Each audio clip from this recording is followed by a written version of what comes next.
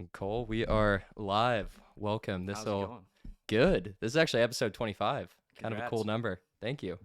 Yeah, it's been fun. So, we can start different places, but let's start. What got you into DJing? So, funny enough, I went to WKU originally, and then while I was there, my big he was the DJ there, for Like for Pike. your fraternity? Yeah, for Pike. So it was that, and I really wanted to pick up to learn how to do it because I always liked Marshmallow as a kid a lot. So you know, I just always kind of wanted to become a DJ, and That I was always a crazy concept how he always had the mask on. yeah, no it. I don't even know what he looks I like. couldn't imagine being on stage and being able to like see the board and Yeah, be able to I couldn't he's imagine that. undoubtedly one of the biggest DJs ever. Seriously, yeah, him and Avicii both. I mean, because he kind of picked up like that Avicii style after a while. He went pop on us. But Yeah. John Summit's doing that now too. But Oh, we can get into all of it. I love John. I love John. I mean, I don't know, but like I like his music I a like lot. acting like I know him. Yeah, yeah. I love John. No, but it was that, and there was pledge tasks that we had to get done and stuff. So if I DJ'd, then I didn't have to be as involved with working around the house and stuff. Like So cleaning stuff. right. And So I just picked up there and I was like, okay, I'm gonna get really good at this. So so then, when you were a freshman at right, WKU is when you started. right. What'd you start with? I started out with a 400 Oh right off the yeah, bat. it's a great board. I mean, I played in college too. This is all I use. That's all I still use. I mean, I've played on a couple 3000s, like at a couple Hmm. different venues, but I don't have 11 grand to go buy a 3000. And honestly, like going and upgrading to like a RX3 or something, I'm still at two channels at that point and 2.5 grand gone. So like, you Yeah, know, it works. that's all I need. I mean, I think a lot of times too, because people are all the time they're like, oh, like if I got a better board, if I get a better board, then like I'm gonna become a better DJ. It's like, nah, your music just sucks. Like your Yeah, music taste sucks. I think a lot of times, like that's all you need. I mean, a lot of yeah. house music too. Like So is that what you start? Did you start out playing mostly house music? honestly, I mean, you probably remember this too. Maybe 4 or 5 years ago, house music wasn't as relevant as bass house was, because like bass house really came out in like Notion too a little bit. We're all Hmm. popping off, and I kind of started listening to that more. And then I also really liked Subtronics, like as a kid. Oh yeah. Skrillex. So I actually didn't. I didn't love, or I wasn't really into EDM honestly until later in college, like my senior year, and then really after college. And now I'm so deep into it. But Yeah, when I was DJing in college, I was just playing like your classic, like Rihanna, Taylor right, stuff like girls would just sing and dance to out of college town. right. So I'm catching up on all the EDM stuff. But you've been a fan since, I guess, as a kid. Yeah, I As guess a kid, you're 15 or listening to something. Yeah. Subtronics. I remember riding my bike around the neighborhood listening to Scary Monsters and Nice Sprites. That was the first EDM song I ever heard. I love that song. That's a classic. It was so good. Yes. Oh my Yeah. god. I love it. I love it. But no, I mean, I'm still caught up playing, tons of like, little shows where I'm having to play Rihanna still and stuff like Hmm. that. But, it's better to go ahead and get the name out there somehow than to not play at all. Because, I mean, especially like in college, the surrounding area, people aren't just throwing out opportunities for you to just come play house music. Like, so, you kind of got to like work your way up. Yeah. Very, WKU makes sense if you're living up in Springfield or right. Coopertown. Yeah. Not too far for you. Yeah, it wasn't bad at all. It was like 45 minutes. Yeah. So, but then it wasn't until I was just playing, 'cause their bar scene's not huge at WKU, so I was just playing at Pike there. So it wasn't until I transferred to UT where I texted the guy at the What Hill. grade did you transfer? I was a sophomore at the time. Yeah. Mike. Yeah, Was it Mike? Yeah. That's how we got started too, is we texted Really. Mike. I texted him too. I was just like, "Hey, can I come play?" He's like, "Yeah, what are you doing Thursday or Friday or whatever?" I was like, "Yeah, sure." That's Let's so go do funny. it." That's exactly what happened with Really? us. He I was like, mean, "You guys gonna bring people?" We're like, "Yeah." I mean, it's like, come on. dude, I loved it. I mean, I was really grateful for that. So How unstructurally how structurally unsound is that upstairs? You could it's get rocking. It is it. rocking. I mean, I remember just standing there. You could feel like the table shifting with you. Yeah. I mean, Oh, that was fun. those were the good times, I I guess. remember one of our first sets. So I did it with another kid, Grant Ellison. We did it together. Um, and it was maybe our third or fourth set, and it was absolutely packed. And people were jumping, like, you know, sometimes they had bouncers, but sometimes they didn't. Yeah. Sometimes there'd be like 50 people on stage, sometimes Yeah. not.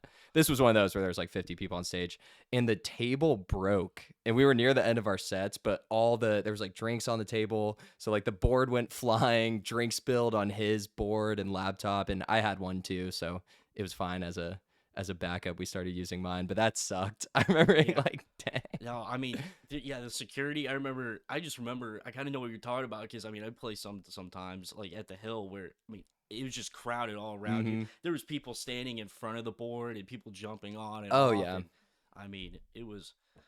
I don't know. That was definitely One of my friends crowd surfed once. really. That was one of the craziest things. I didn't get to see that yet. And then Salim from Nelk, him Yeah, and like his crew came in town one night. We were DJing for that. I DJ'd right after y'all. I think Did you? I didn't even put that together. I Did you did. come on right after us? I did. That was me. a cluster. That was insane. I remember them like walking them out and everything. Yeah. It was like There's like cameras.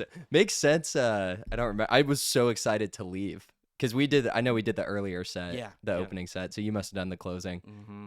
That's that's so funny. That's the crazy thing is too. You expect like opening to not be like the good set, but opening is always so much better than like playing the closing sets at like Hill. I felt like Yeah, because it was kind of weird how they did the times. yeah, it was, Like you almost split peak hours between the opening and closing. mm-hmm. Like the back end of the opening and the front end of the closing were like the most packed times. Yeah, I liked opening because I felt like I could go.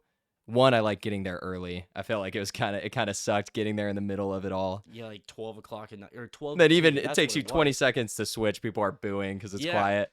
And then I felt like it was early enough that I could still go out with my friends after. So Right. I always liked the opening set if I could get it. But that's so funny. That's crazy. We were both What are the DJing that night. chances? That is crazy. I mean, if only we had known. That is crazy. I can't believe. And there was that. all those like California girls with the lips and all that up Yeah. on stage. Yeah, I remember a couple names in particular who were around there. I had some friends in town, and one of my buddies, well, I guess now ex-girlfriend, but she was there and she like went to the bathroom and tried to come up, and those girls were like telling her she could have got. They were so pissed and they grabbed me. I ended up getting her up, but it was just like they were so cocky. No, yeah, well, because Salim came around. I remember, Yeah. because I remember him getting. He honestly seemed like he was not having that good of a time. He wasn't. I don't think he was, because I even asked him. I was like, "Hey, can I get a selfie with you real quick?" I mean, because he was standing there. I was like, "All right, obviously, he probably won't care, if I'm standing here with him Uh-huh. on stage." And he's like, "Oh yeah." I was like, Yeah, he seemed All right, man. very. I liked Jay, who was up there. I talked to Yeah. him for a second. He was cool. Yeah. And that Nick dude, who's actually blown up a lot, Nair or Cena, or what's his last name? You know what I'm talking about? He was also there. Really? I don't know who you're talking about, but I do know another guy that was on stage. He came up to me because I mean, you'll know this too from playing. Someone's always kind of, "Hey, I know this person," or "I DJ'd here before." So Mhm. this was the craziest one. This guy walked up to me. He's like, "Hey, I play for Clemson," and I was like, "What do you mean?" He's like, "Yeah, I'm on the football team at Clemson." I was You're like, what does that have Yeah. to do with? I'm like, that's very cool. He's like, "Here, pull up." He's like, "Put your Instagram in. I'll follow you back, bro." I was like, "Dude, I don't care, man." Like, I mean, I don't know. Maybe he was a coach's son or something, but I kind of It's just a weird vibe. it was weird. What was the craziest thing you saw? At the Hill? Oh, I mean, there were definitely a lot of nights where I would like to have fun when I was DJing because I mean you remember it too from the Hill. They would not let you play house music often or like, Oh, they were very clear no EDM. Yeah. They're like, I mean, you could play some popular stuff, right? If you want to broaden the term. chain smokers. Yeah. 100%. It was more just like Right. your typical. I'm singing, songs that I know, like 2000s ish music.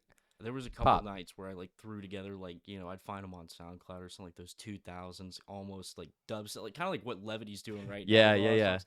I threw those like in a couple of times. There was a lot of people enjoying it too, but then I mean I'd always get the text from Michael like, "Bro, you gotta stop that like right now." But I think the craziest nights were like playing rap. Like you play rap for an hour and a half straight, the crowd. Young Dolph, I would love playing. 'Cause people would go crazy.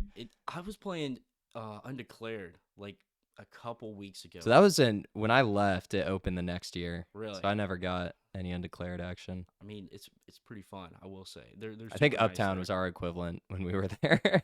I remember Uptown. That's always where I wanted to play for the longest time. But I mean, I played Young Dolph at Undeclared, and I put on Trappa, and no one knew the song, and Really? I was like, whoa, That's like the yeah, like a classic. that was the Hill staple, and I was like, Yeah. how does nobody know this? And then I Oh, realized, wow. I'm an uncle now, so That's so funny. I was gonna say, so the craziest thing I think I ever saw hands down at the Hill is I don't know, it was just like a random night and this girl jumped on stage and then just flashed everybody. And I think a bouncer made her leave like right are you after. serious? And I was with some of my friends too, and only one of them saw it. I was like, "Did you guys not just see that? Like it happened so quick." I was like, "That's crazy." Like Dude, why? I I don't know. I mean, I guess yeah, it feels like the party vibe overall has kind of shifted anyways. It's been weird. Like less and less people are kind of like, going out, especially like to the fraternities. They're kind of Yeah. sticking to like just sitting at a booth all night instead of like Yeah, I'm still like now I'm just give me EDM. Just right, give me some. right. Exactly. That's why I'm grateful for getting to play like Undeclared a lot because they'll let me, play house music So all I people want. like house music there. They They like just house don't know music Young now. Dolph like that. Right, they don't know Young Dolph, but now they all like house music. I Fair don't know what happened. enough. Freshmen coming in, living to house music or listening to house music. I mean, I didn't expect that, but Yeah. that's crazy. Well, where'd DJ Cutoff come from? So back at WKU, I used to be like, huge and like working out and stuff. And my buddy Jaden, he always saw me wearing just cutoffs. Like every time I go DJ, he just always be like It's a DJ good DJ cutoff. name. Yeah. Yeah, I was like, you know what? I gotta rock with that. So your friend was saying it mockingly. You'd be DJing. He's like, DJ Cutoff again. Right, exactly. I mean, he loved messing with it, but then I didn't really know 100% if I was going to go with it. But then if you get into like production, like through Ableton, there's like a cutoff switch on it too, that like That's what I specifically, was thinking. It sounds like a music term too, like right. cutoff. Like, So there's kind of like a double meaning there. So I mean, I guess only the real ones will know where the name came from, but we'll just go with cutoff switch, like the switch, I I like guess. it. Well, what do you use Ableton? Is that what I you use to do. make music? I do use it. That's something I have not done, but that's something that's always been in my head. I want to do is making my own music. So what's that like? Yeah, well, I was listening to one of y'all's podcasts talking about it. I was trying to, just get a feel for, Yeah, yeah. for the vibe. Where And we were saying we want to. right, yeah, I think it was for the Just Jammin', Mm-hmm. and I mean, learning Ableton is hard, like, but it's like its own Excel in a way. Like, Mm. when you're learning Excel, you just got to imagine like all the formulas are like, your plugins and you're just kind of building. But I remember the first couple times I'd worked on some, small projects, everything just sounded like robotic, because you'll watch tons of videos on like YouTube. Yeah, you could chat GPT it. You could. Right, and they're But like it's put a, not. put a drum, a snare, and you're like you build it, and it's just boom, boom, and you're like, oh, this does not sound like music, Like, I need more. Right, and then I mean, even add in your synths and stuff. And I watched this professor from Colorado too. He puts up a lot of great videos, by the way, for mastering, like What's mixing his name? No clue. I just remember that he goes to Colorado. He's a professor I'm there. sure people could find it if they want. Right. Yeah. There's got to only be so many It's a great Colorado video. professors. Right. But he does a really good job explaining. And I mean, I just kept watching videos and videos and videos, and then right How now much is Ableton? it's like 400 or 500 Is it a one-time one time. purchase? You own it? Okay. Mhm.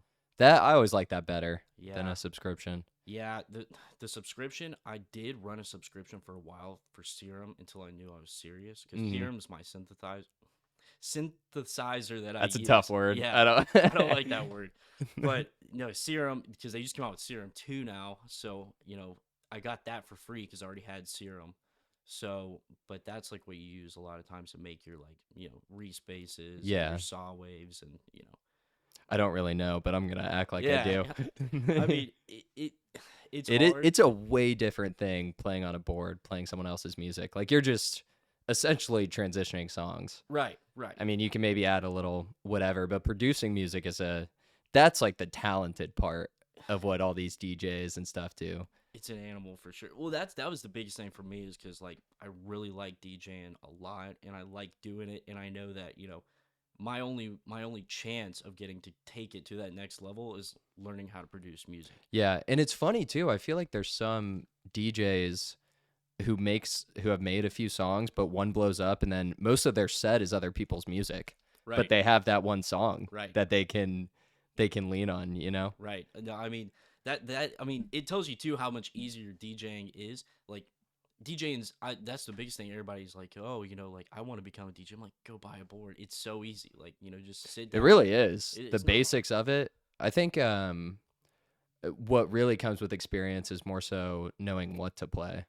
Like you can get pretty good at transitions relatively quickly, Right, but knowing what to play and making a crowd have fun and doing it in different settings, like I mean, depending what you want to do, right? If you just want to do house music, you can get right. pretty good at that pretty quick. But I'm sure like you, we would do, the Hill, which is a bar slash club. I've done weddings, I've done fraternity, sorority stuff. So it's all different settings. I did a formal country event for work, Really. which I had to download a lot of country stuff. I Oh, didn't even have a country playlist.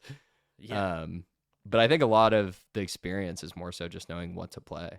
No, reading the crowd 100%. Because like by no means am I probably the best mixer when it comes to Technical, yeah. right. I'm not Sometimes people do too much too. too many effects. They think they're James Hype. But it's all about music taste. Like half the time, half these kids didn't hear it anyways, or they're not gonna really pay attention. And that's not to say I'm not working better to improve my mixing, but they'll look over that half a second transition Hmm. if you're playing a song that they like next. So I definitely think music taste is super important. Yeah, 100%.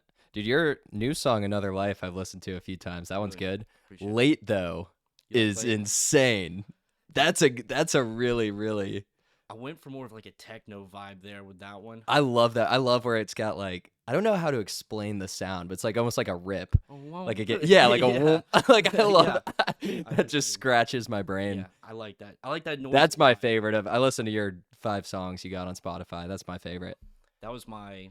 I think that was my second to last release. But I'm really right now. I'm just still trying to like find my like sound. If that Mm. makes sense, I 'cause go for more techno is my vote. yeah, I mean, I want to do like the melodic techno. Like maybe I'm leaning more towards like a Matroda style or Yeah. something. But I don't know. I want to be What is your music? Obviously, it's on Spotify. I've seen that. What else? SoundCloud. Spotify, Apple Music, SoundCloud, Pretty much anywhere you get music. Snapchat, Roblox. Yeah, it's Roblox. on Roblox. So Wait, what do you? I don't You know get how. songs on Roblox? Yeah, apparently so. So I guess if like some creator wanted to add my song into the game, like they could just pull it off like the Roblox song That's list. awesome. Yeah, I mean, super random, maybe. Yeah, but I love it. Yeah, Well, that's cool. So, what's the goal with all of this? Where do we see our long-term vision? really, right now, just having fun. I enjoy like being able to get my boys in places like for free, and there's So, are you doing this full time? no, I'm still in school right now, Okay. but it's definitely starting to become more and more Are you full time. you a senior this year? I am. Gotcha. So, and then I've been working a lot with my manager right now. We're setting up for a spring tour currently. How'd you meet your manager? So he was through a mutual friend, and then he really kicked off, this whole thing of trying to help artists. And my friend, Your website's good too. yeah, That's legit. my That's other friend actually made that funny enough. okay. My boy Daniel Howlett made it. So Shout out Daniel. shout out Daniel. He made it to me for free too. I mean, he's That's taking awesome. care of it and everything. So Yeah, it looks good. It's simple. It's clean. right, I like it. right, yeah. I mean, he threw it together in like an hour too. He just texted me. He's like, "Hey, how do you think? What do you think of I know this?" it's always amazing people who get good at stuff. Like if no one's ever DJ'd, they'd be so confused at how easy we can make it look. Or Right. if this guy just makes websites, like it's nothing to him. Right. No, that was the biggest thing for me with like a couple of my roommates. I'd been talking to them about like showing them like making music and stuff, and my one of my boys he was like, "Yo, I have so much more of like an appreciation for the production side now because like I pulled up Ableton and showed him like, yeah, you got to do this and And this." he sees all the different lines. He's like, Right. whoa, dude, whoa. Right. And he's like, "Wow, this is like a lot bigger than because people think it's just like, oh, add drums, oh, add a cool, Mhm. like I mean the Have you know Effin? yeah, yeah. You've seen his he'll post on Instagram sometimes. He'll just take samples and then I mean he splices it into like a 60-second clip and makes it sound so good. But then he towards the end he'll zoom out like the different he'll have like 70 different sounds going on. Yeah, I mean, because they'll put like a synth on, reverse synths, and they throw, well, maybe I want these drums here, these lyrics or vocals here, and Yeah, that uprisers. that stuff's really impressive. Yeah, I mean, especially at their level, it is incredible. Like I'm starting to slowly kind of build out more and more and add more character to a lot of, because I think that's the biggest thing. You could start to finish make a song, but really they begin to get character each time. When you say character, do you mean putting your own almost like signature kind of sounds on it? I think if you listen to like there's like a lot of just basic like chill house music, Hmm. where you kind of feel like you could listen to one song and then 3 songs later it You wouldn't sounds even know it changed. exactly. I think a lot with like the tech house scene though, and like melodic tech house, that like you know, Odd Mob. If he releases a new song that you've never heard before, if someone plays the song out loud, you will know it's Odd Mob. Mm. Just because he uses that specific kind of synth drop, or like there's just something about his There's sound. character. Right, there's just I like character that to that word. Yeah. song. Like, and I think even like with John Summit, you would know if you heard one of his songs, just because like I think that's a big thing, is a very, what I want to get into is a very like control the room, like with all my music. I want to be able to do that, give people like a reason to listen, whether that is through this like the synth wave, or through the vocals. I don't know yet. Yeah. John's some of his what really his best songs I feel like are the vocals. The Right, ones where he's got like Halo singing on it or like Go Back is I mean the vocals on it are right. incredible. Yeah, I can't even believe I couldn't even I can't comprehend the engineering behind writing those lyrics out and stuff like that. I mean, Mhm. that process has to be absolutely insane. Yeah. But you know, which I heard y'all talking too, saying that John Summit's kind of turning into the chain smokers. No, he said that. I love John Summit. I like him a lot too, but I will say the direction that he's taken with his label now with Expert Only, like I think they're doing a really good job of keeping Oh things yeah. house. So Yeah, 100%. Those songs are great. Like Nighttime, you heard that one that yeah, dropped recently? That one's good.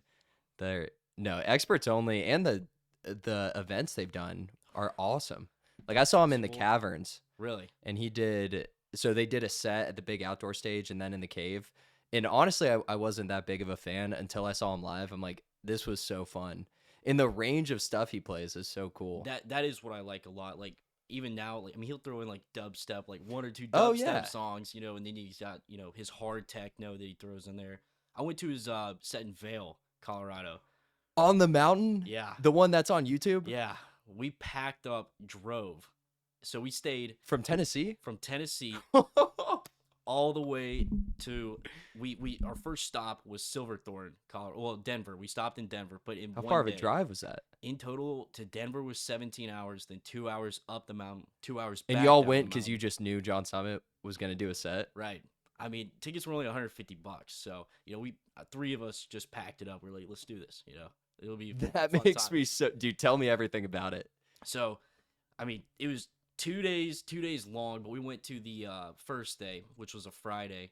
But I mean, in total, it was like 42 hours of driving in under the 2 days. So that was pretty difficult. And my buddies like to Did y'all sleep the whole stay time. somewhere?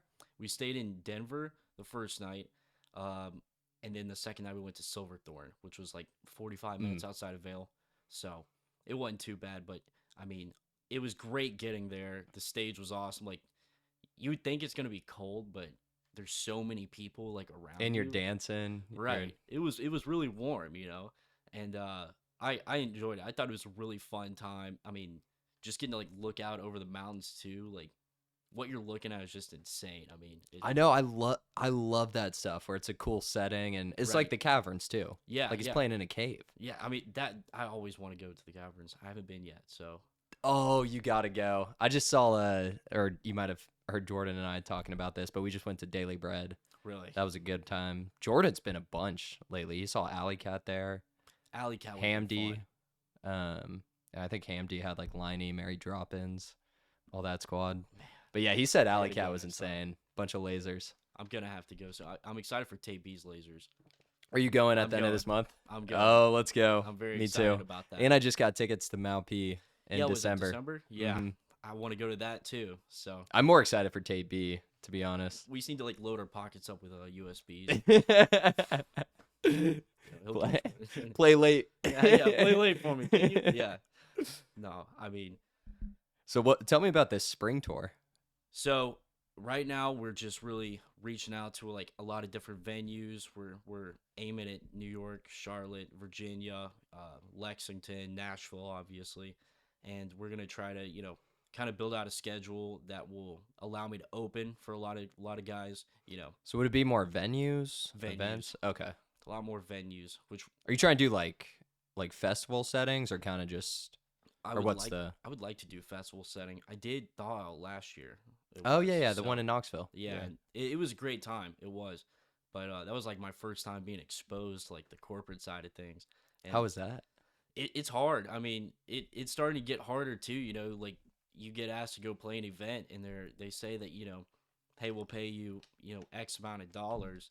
That sounds like a lot of money until oh, I got to pay for my photographer. Oh, I got to pay to rent out a board. I got to Travel. right Well, I guess you. I mean, travel you're at and then Knoxville, but yeah. But I mean, if I'm back in the surrounding area, I can just get back home. But you got to drive 3 hours out, hotel or yeah, it adds up quick.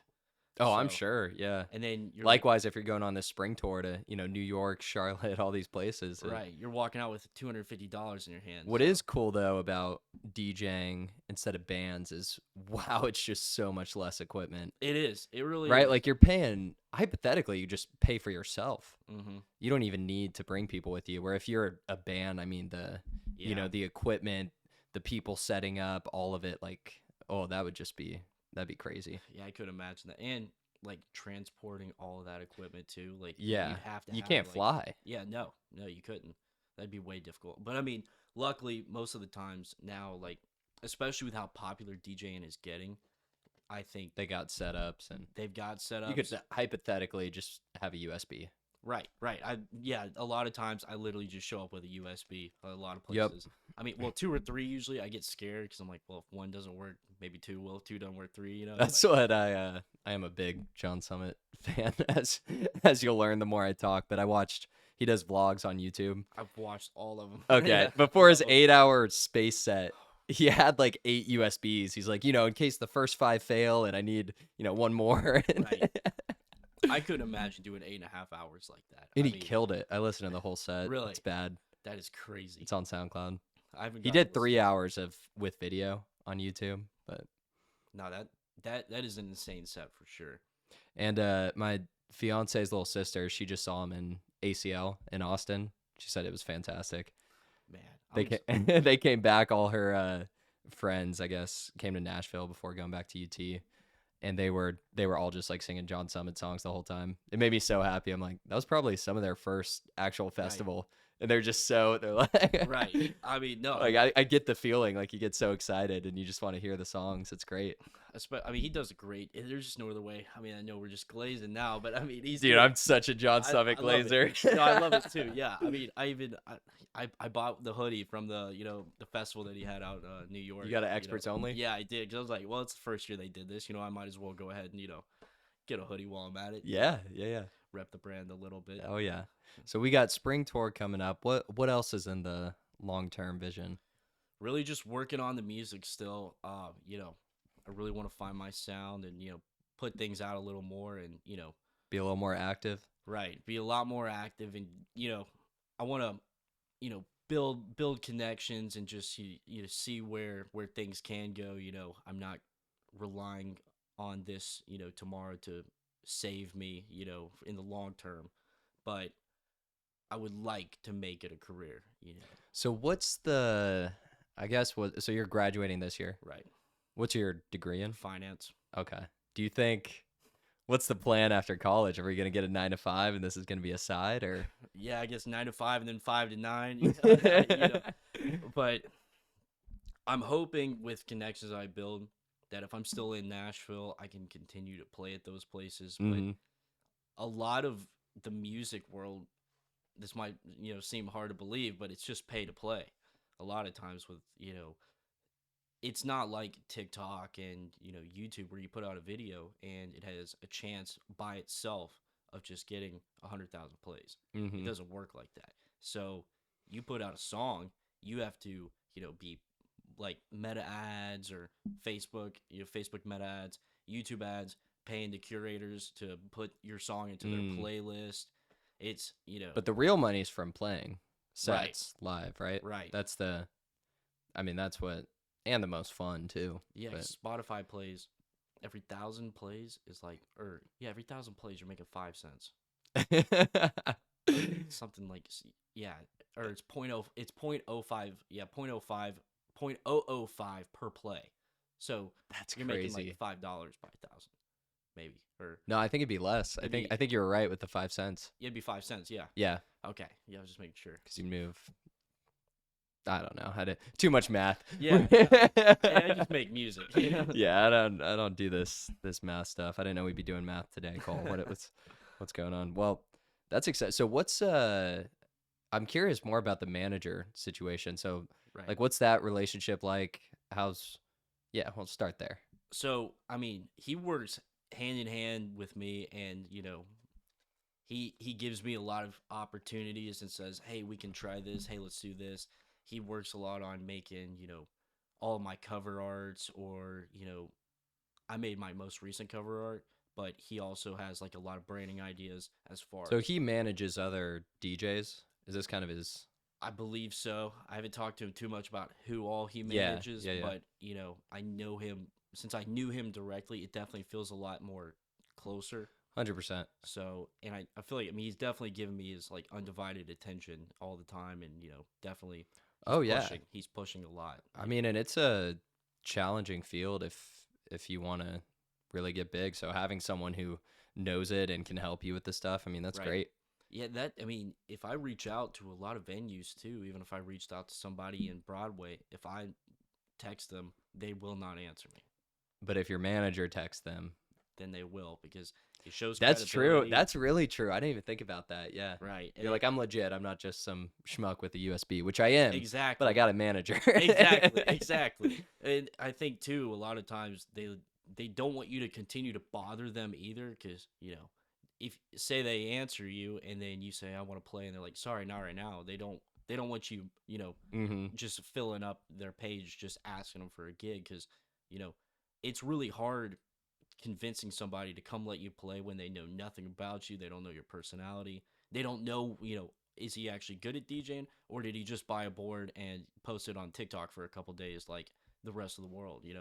I can't open my TikTok right now without, every time I scroll, it's just like a new guy DJ, and I'm like, Well, I love you're almost like fixated on this goal, which I love and I respect because I mean I've been like fixated on this podcast, so I get it. I've been fixated on DJing, but it's cool to be really right, interested and passionate about something right. and have something to enjoy. So It's a that's very awesome. expensive hobby. We have expensive hobbies right now. Yeah, but at least I guess there's worse, right? And the barrier is not too high. Like you can start out and get progressively better. Right. It can get pretty expensive. Yeah, it can definitely, but I definitely think starting out though, it's still just fun. If it all just comes past, at least I had really great opportunities to kind of prove, because I was always like the funny guy growing up. Always like cracking jokes in middle school, high school, early college, and when you're the funny guy the whole time, people don't take you serious a lot. So I think for DJing and making music, it was really good for me to be able to show, like, hey, like, I can crack a joke, but I am serious too. Like, Yeah. here's something that like I want to show y'all. So that was like really big for me too, and like why I have such a push for it. So 100%, and you're learning really invaluable skills. I mean, outside of the actual DJing, you're sticking with something, you're learning, you're challenging yourself, you're being creative, like making music. I mean, I haven't even done it and I can appreciate how hard it is. You're setting up a business, you're putting yourself out there. That's one of the I've talked about this before on this podcast, but one of the best compliments I ever got in my life is I just started DJing and this girl came up and she was like, "Joe, that's so cool that you put yourself out there and did this." She's right, like, and I was thinking, I'm like, yeah, there's so many people be like, "Oh, I could so be a DJ," oh, I could so start a podcast. Everyone has a podcast. Right. But how many of those people who say it actually do it? That is true. I really don't like. It's hard to kind of remind yourself of opportunities like or things like that have happened. 'Cause I've had it happen before, and it it's kind of weird to like look back and go like, wait, I actually did do this, and like And it's cool to put yourself out there and do something and like something and try something. I mean, right. I my theory is the people who would make fun of you for, DJing or liking DJing or doing a podcast, secretly they just want to do it. They wish they could do it. I They mean, wish they could put themselves out there and try something like that. yeah, I think DJs are modern day rock stars at this point. I mean, I don't. There's definitely still people in bands, and nothing wrong with that. Love rock music too, but you see a lot less people growing up all trying to become the best guitar player. And they Hmm. all bought their board or got it for Christmas or something, and now they all want to be John Summit. So I think there's been a huge shift too in music in general, especially just younger people, and I think that there definitely is like maybe you get some jealousy from it too, but at the same time it is pretty easy, so I can't lie too much and say like Yeah. I can't gatekeep that. So But there's levels, and I think back to what you were saying, it is crowded. Even with me saying, there's a lot of people be like blah blah blah. I mean, there are a lot of DJs, there are a lot of podcasts, and that's what I think. What you were saying earlier about character, that's what will set you apart. I mean, probably before that, consistency. Like you stick with something long enough. Most people won't. We so apparently 99% of podcasts don't even make it past episode 20. So I already, saw your post. yep, already by number, I'm in the top 1%. Obviously not by views or anything else, but I mean, that's pretty cool. And then I think the character too, and same as you doing, like I'm kind of finding my own style, my own the ways of doing things and experimenting with things. Like I took the Joe Rogan model, but I'm doing other stuff. Like I'll Right. interview people online. I talk to Chat GPT. I'll do DJ sets. So like Right. I want to make it my own, give it that character, as I'm Yeah, sure no, I you mean do it's with your different music. for sure. Well, and with music, like a statistic that kind of lines up with that. So only 1% of any song ever posted on Spotify gets above 1,000 plays. Wow, that's crazy. So Yeah, I when didn't you even think think about about that. that, it's like it's weird to think that only So 1%. 99% get less than 1,000 plays. But that's also because millions and millions of Mm, songs are uploaded every day. So it definitely puts down that like statistic. But I mean, at the same time, just like the podcast, that 1%, at least it feels like you're getting places, pushing. yeah. So I mean, it's crazy how I hope I look back and be like, but I'm getting excited. I'm like, I got 100 views on a video, or I got, right, but it's crazy too if you think about it. Like 100 people watched. I mean, say they watched 10 minutes of my hour podcast.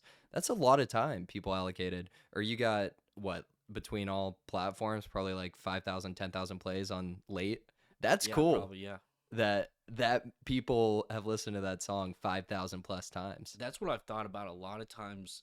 Because I always think in like the Bridgestone Arena model, because Bridgestone holds like 16.5, and every time I go to Bridgestone, I'm like, okay, this place is pretty big, and every time if I get anything or if I even get like a TikTok to like 15K, 16K, Hmm. I'm like, whoa, Bridgestone Arena just It's like watched this everyone one in video. there. Yeah. Yeah, it's kind of crazy to think That's a about. cool way to frame it. Yeah. I I mean, like that. you can like see because you can kind of visualize that many people. It's crazy. I mean, I couldn't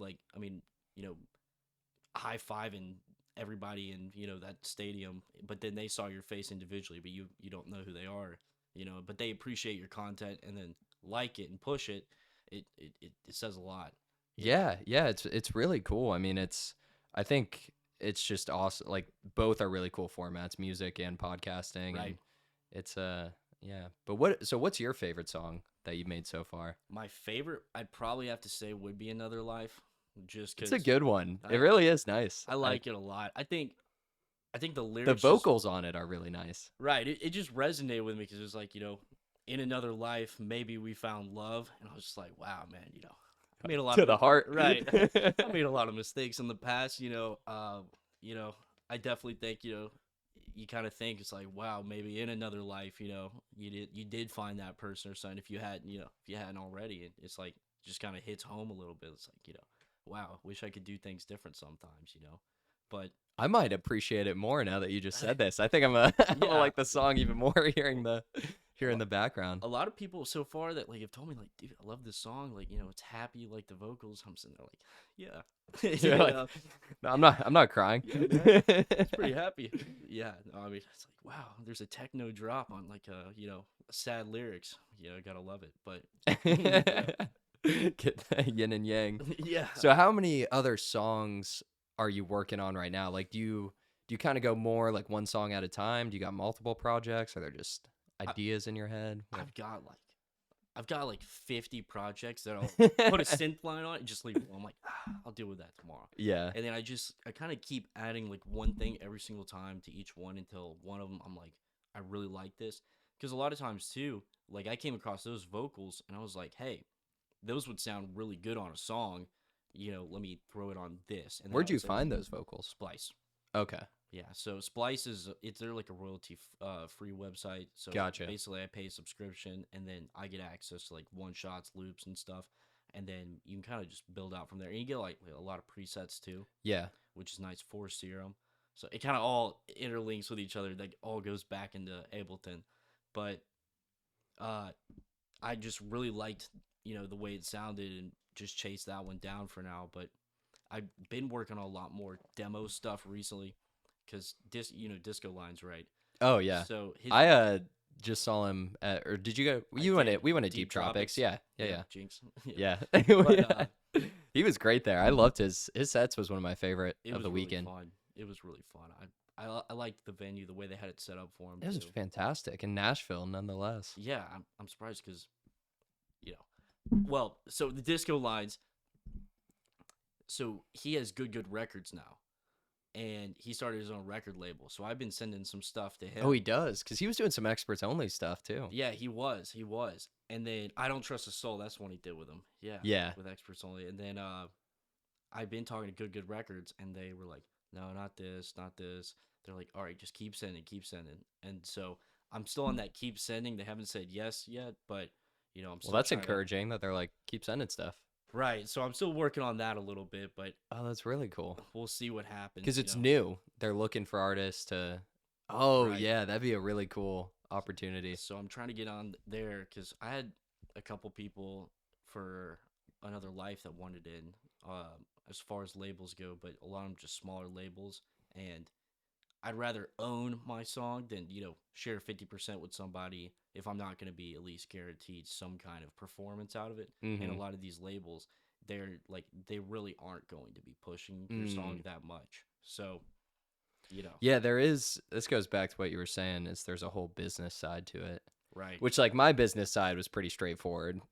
I'd either go play at the Hill, or someone I knew would be like, "Hey Joe, I'll give you X amount to play." Right. I wasn't negotiating terms per se I kind or of miss having just playing at the Hill at royalties. this point. Yeah, it's mean- simpler times. Yeah, it definitely was. I mean, I definitely enjoy those. I definitely don't hate what I'm doing right now either, though. It's fun to kind of get into the numbers, but it definitely makes things more stressful sometimes too. Thinking, how am I gonna make this show work? How am I gonna, sometimes too, if I know I'm playing a Friday and Saturday, renting equipment wise, it's like, okay, Friday I just played for free because I have to get all this equipment, but now I have this equipment for Saturday, so it split the Saturday cost. Now I only made X and X a day. So Do you struggle with, because in some sense you could always be doing more, like this, like clearly you're passionate about it. We got 50 projects going on. We're also sending stuff to places. We got a manager, we got different stuff. Do you struggle turning it off and kind of balancing other stuff, or do you think you got a pretty good balance with it?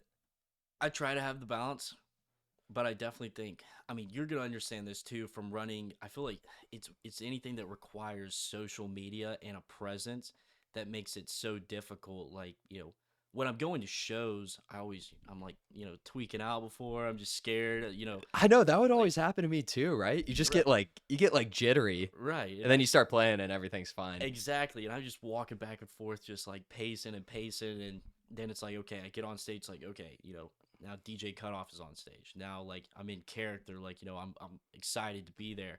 But then I get off, now it's right back to how many plays does this have? How's the Mm-hmm. ads performing? What is my manager saying? And I'm opening texts from, hey, can you play Tuesday? Hey, can you play, this then? And like then it's It just could be like a this, lot. right? It's a constant rolling train. Or hey, actually, we're gonna move it to this time, or we need speakers here. It gets to be a lot. So, you know, but I enjoy it. It also keeps me busy. I think Hmm. keeps me out of trouble. I guess so. Yeah, I mean, I think much better being busy than the alternative. I Right. like uh I like having stuff going on. It is a thin line between too much, I'm overwhelmed, and you know, not enough. But I do resonate with that because I wasn't sharing this stuff too much on social media. Like I do YouTube shorts, but that didn't really count. And then I did Instagram, and I post an Instagram and it gets like 30 likes, but like 87 shares or whatever. I'm like, whoa, Right. where is this going? And then, Right. I feel like I'm checking. I definitely, when I first did it, I was checking it too much. I think I've got a little better at just looking, but I know I still check my YouTube and Spotify and all the stuff probably more than I should. I think I'm still working on, It's eager. It's like I yeah, definitely I feel it too. I mean, because you get eager. You're like, when is this gonna happen? When is this gonna happen? And I've always heard it takes 10 years to blow up overnight. yeah, So that's a good saying. I'm kind of like I'm waiting for that 10-year mark. So 8 years away, I guess. But at the same time, I think that like in the big grand scheme of things, as long as like I'm playing and enjoying what I'm doing, then I can slowly start to overlook it a little bit and just 100%. hope that things continue to go well, but also try that and hope that things go well. But I think that the biggest thing for me is I'm running out of time as far as it goes of being able to play on a college campus.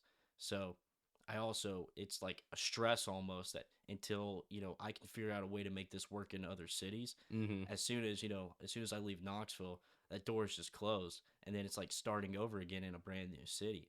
And I don't think that I have that much time now to start over and get up with So another you thing feel again. this almost like I Right. gotta, I gotta I'm on a get on top timer. of it. I'm on a Yeah. timer.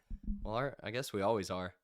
I guess yeah, that too in life. Well, I hope if you do start a 9 to 5, it doesn't stop you from. I mean, obviously it'll change what you're doing, but I Right. hope it doesn't stop you from chasing this, because it is.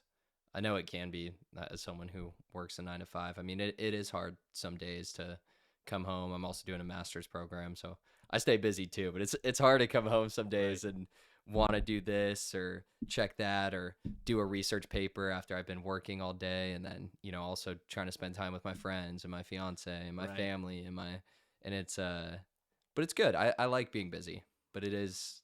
I can see how you can kind of spiral into just pushing away things that are more creative or fun, or like I'm sure there's a fair amount of people who worked out but then they stop after they start a job.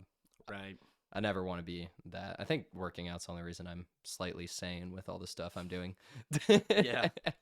I mean, I think that's my favorite thing about, I'll call it my career and a hobby here. I enjoy doing it, but I'm also glad that, my friends around me support me and go with me a lot of times Oh, too. for I sure. mean, it's great. I have, Thomas Kiley. He's on stage with me every single You time. gotta love the Kylie I family. love him, man. I mean, he just stands there. I mean, sometimes he gets involved a little bit, but he likes to stand there. He's always there. I don't think I've maybe played one show that he hasn't been there for. Hmm. So that's been like That's really awesome. cool that he's Yeah. been there. But I mean, it's cool to have 10, 15 of your boys pull up and Oh, 100%. support you at places that they wouldn't go otherwise. That's what I do miss that in college, is playing in front of my friends. It's a lot of fun. It is a Yeah, lot of fun. 100%. But Well, what music are you really liking right now? so right now, on my way home to Nashville from Knoxville today, I was listening to the Levity Crank That tape B set. Oh, yeah, I yeah, yeah. love Was that that at set. Lost Lands? I think it was. I think it was. But I've listened to that thing like 10, 15 times. Yeah, that's insane. And I So you're making more house, but it sounds like you right, like more, right. kind of bass, a little wubby, I like the maybe a Wubs. little dubstep. I love the Wubs. But I listen to a lot of house. I love house and like, tech house, but Hmm. I also do like the dubstep side of things. Like, I feel the exact same way. I think it'd be cool if like a DJ could do both, or if he went like 65% of the night and then threw in a couple dubstep songs or something. I think that would be cool. But I'm sure some do. I think it gets hard because people, you were talking about building like a character or brand. I think it gets right, hard to do that. Like people almost expect you to play certain stuff. right, Like Tape B, if he was playing some house music, house songs, I'd be kind of annoyed. right. I'd I be like, I didn't come here for that. Or I went to I saw Post Malone in Broadway last night. I heard that was a mess. It was a total mess. Oh, So so for anyone listening, if you don't know, he did a free show on Broadway. He just opened his bar, Posties, and he did a concert. Like they closed off Broadway. it's It crazy. was packed. It was pretty insane. There's two girls passed out like right in my area too. One of them had to be escorted by the medics. They like it was a cluster. But I was hoping so bad that Post Malone would play one not country song. I'm like, give me White Iverson, like Oh yeah, Falling like Apart. I'm like, I just want one. But he didn't. He only played country songs. He brought out Lainey Wilson, Dierks Bentley, Brooks and Dunn, all country guests. But then I thought about him, like, it makes sense. He's opening a bar on Broadway. He's wearing his cowboy hat. Like, he's playing to what this setting is. right, As as narcissistic as I am that I really wanted White Iverson or one right. not country song, it makes sense why I didn't get it. I think that with the house scene in Knoxville though, it's definitely like I think outside of posties and everything open, and I've heard of a couple little things starting to like start up, or even some collectives in Nashville where I think house music is Night We finally Met, working in. Yeah, Night We Met. that's really the first EDM only place I've heard of Yeah, I think in in the Nashville. Office too. I don't know if you've Oh heard of yeah, them. yeah, yeah. The Office. I mean Cannery Hall will have stuff. Pinnacle's been getting some Yeah, good they've artists. been doing good, but What are people liking house more in Knoxville? I feel like it wasn't huge at all when I was there. it wasn't. And now I think it's definitely starting. Like Hannah's, it's all house. Mm. I Is it mean, still that old guy DJing? still, He's been there, I think, for like 20 years. yeah, I reached out. I had one of the kids in one of my classes was a bartender there. I was like, right. "Hey, you think any chance I could DJ?" He's like, "Dude, there's no shot. This guy's been he's our guy." Right. Like Every time I'm there, I'm like, my boys will be like, dude, you do way better than this. I'm like, yeah, I know, but he's gonna and they play got the until smoke yeah. machine and the Right. He has like couches Hannah's behind is him that's too. probably that upstairs is probably the best setting if you were gonna play EDM music in Knoxville. This new place opened up. It's called Luniverse. I heard about that. Is I've that I've played there a couple times. it's pretty cool? It is completely like it is like imagine the Pinnacle setup almost. So it's completely open out in front. Like, it's a true venue. Mm. Ran by Is like, it Old City. like walkable from campus or is this kind of It's outside? walkable from the hill. So if you're close to the Okay. hill, it's walkable. Is it owned by It's owned by like the Hill? no, by like Scruffy City. Okay, gotcha. I guess they own like 4 or 5 bars in Old City, and they kind Gotcha. of just pushed all the way out there. So, but they have a really nice venue, and it gets really loud. They have like a huge like LED screen behind you and everything too. So Mm, I mean, it's pretty cool. Like they'll put the logos up there and everything. So that is cool. it's definitely different for Yeah, sure. Like to I'll what have to Knoxville has. whenever I'm there next, I'll have to check it out. Yeah. Well, if I was like Cole, I got free tickets for you, front row. Anybody you want to see? Who are we seeing? John Summit. You would take the Yeah, John I'd probably Summit. take John Summit. That or Levity. I think those would be my two right I there. know. Have you seen Levity? I haven't. I haven't either. I want to go really bad. I was so sad. Or I told you I do my master's program, and it's based out of Sweden. It's mostly online, but I go a couple times a year. And I've been to the past few Bonneros, but I couldn't go this past summer because I was in Sweden for my master's program. And then obviously it got rained out, so I felt a little better. But I saw Right. Levity, and they all came to the Pinnacle and stuff. I was trying to get tickets so bad. I was sitting there at dinner, had my phone beside me. I was like trying. They to sold buy out that tickets quick. That quick. Like every Mm. time, I was just trying to buy them, and then It's Murph did something at Cannery Hall too. I think that also was like instant, no one got a ticket. which is crazy. But I mean, it does show you though. People will show up in Nashville now. So, but I think the scene's growing. I think it's just gonna take some time for sure. But I think it's important for the screen, like the scene to grow. And I think too that's kind of like an opportunity I'm trying to take right now is that there's not a lot of DJs coming out of Nashville. or like there's not a name yet in Nashville as a DJ to Oh, represent Nashville. you are right actually. Yeah, Who would be the biggest DJ based out of Nashville? I like wouldn't I even can't know. think of a single one. The closest guy to us would be Atlanta, Sam Wolf. Yeah. Well, Atlanta had it, but that's not even that close to Nashville. No, but I mean, but then outside of that, I mean, where are you gonna go? That's like closer, I guess, like Florida. Yeah, I guess that is crazy. There really is no big name out of Nashville. Right. So maybe there's an opportunity to kind of take the name there. I don't Yeah. know. So what's the strategy? Are we gonna get more aggressive with releasing, playing? I probably just refinance my mortgage. I'm just kidding. I definitely need to get more aggressive with releasing, but I think it needs to be. I think I'm finally to the point now where my songs don't sound as programmed, especially with this last release. Wait, or sorry, I just had a thought. I Yeah. have your biggest DJ out of Nashville, and I never knew each other well, but have a lot of mutual friends. Been to some stuff together. It's Murph, Garrett Murphy. He went to MBA here in Did you Nashville. really? Yeah, then he went to USC for college, and he got big on TikTok because he was doing these songs and he was uploading. I mean, "Food for the Soul," that song's Right. incredible. I really like that song a lot. So he's a Nashville DJ. He's probably the biggest one. That's crazy to think about. Yeah, I didn't even know that. I yeah. didn't know that. Well, I guess. He's in my grade, Wow. and he a bunch of kids I was friends with. They went to MBA. They went to high school with him. He probably wouldn't even know me, but obviously, but he played at Bonnaroo. I mean, it was packed, and not this past summer, but the one before. I'll have to steal his role now. Yeah, I guess it's Nashville's DJ. I guess. But Yeah, you could take it over. Sorry to steal your vision of becoming. yeah, I was thinking. I was like, yeah, yeah. But I mean, I don't know. I'm kind of surprised he doesn't come back and play here more because, like, I kind of would think, if that's like your town and you know some people there, you'd like want to show out in that city. I think so, but he also went to college at USC, and Oh, then yeah. and then you go where the festivals are. Like when you're as big as him, you're playing in Chicago Right. or New York or wherever, Coachella, like whatever it is. So I think that makes sense that he doesn't play here as much. I saw a post like 5 or 6 DJs have literally come out of USC.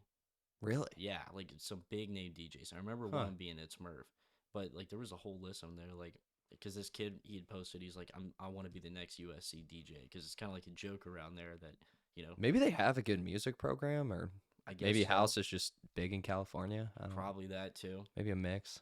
Where did you grow up in Coopertown? I grew up more like the White House area. Okay, So still in that range. right, yeah. So I've I've always actually done a fair amount of work over there. really I work for Child Protective Services, but we had to help out in those counties for a bit. right. So I was driving all around Coopertown, White House, really Springfield, like Probably just more everything work in around there. Springfield than White House. Yeah, and then they have a transitional home up in Springfield that I Okay. go to quite a bit. But or where was I? Okay, so you grew up there, Right. and then you lived in Kentucky, and then back in Tennessee. For So like a semester. you think you'll stay in Nashville after college? I don't know. I just want to see where things go. You Like know? might do a master's at USC.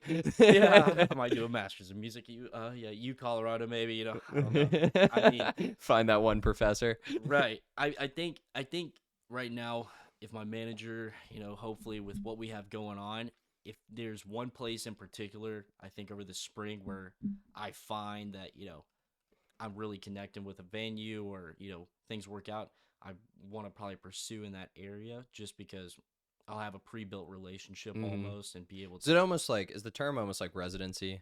Like you have a venue that you're just kind of their guy. Right, I'm kind of hoping to, or there's some security in them probably. Hopefully, I mean, because I'm not worried that I'm going to do a bad job, Mm-hmm. but I'm worried about where that opportunity is going to be. So if that's New York, if that's Chicago, and there was an opportunity, and they let me play 1 or 2 times, and then they want you to come back, I'll be their guy and I'll find a job.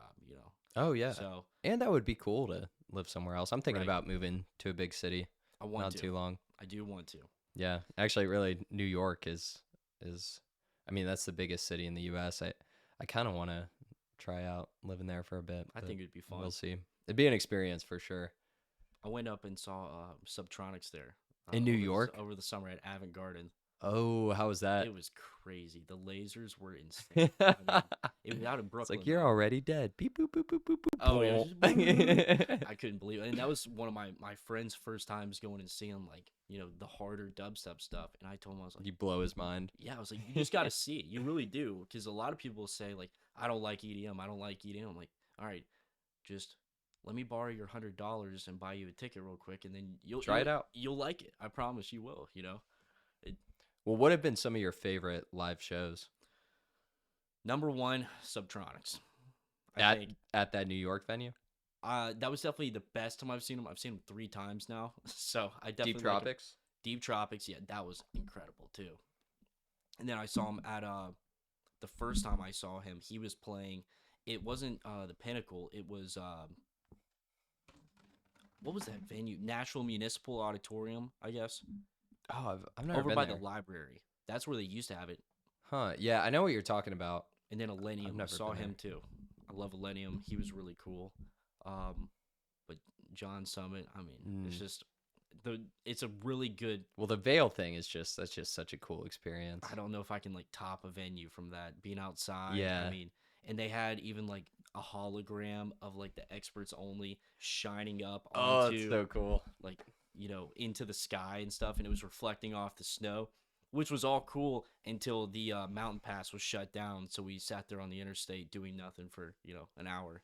Wait, what do you mean Yeah, like you couldn't drive? we weren't allowed to. Yeah, they had to bring on like the snow plows and stuff. Oh, and, like there's like an open the roads. avalanche warning or something? Just too much snow because you're so high up. I think it was like 11,000 feet up or something.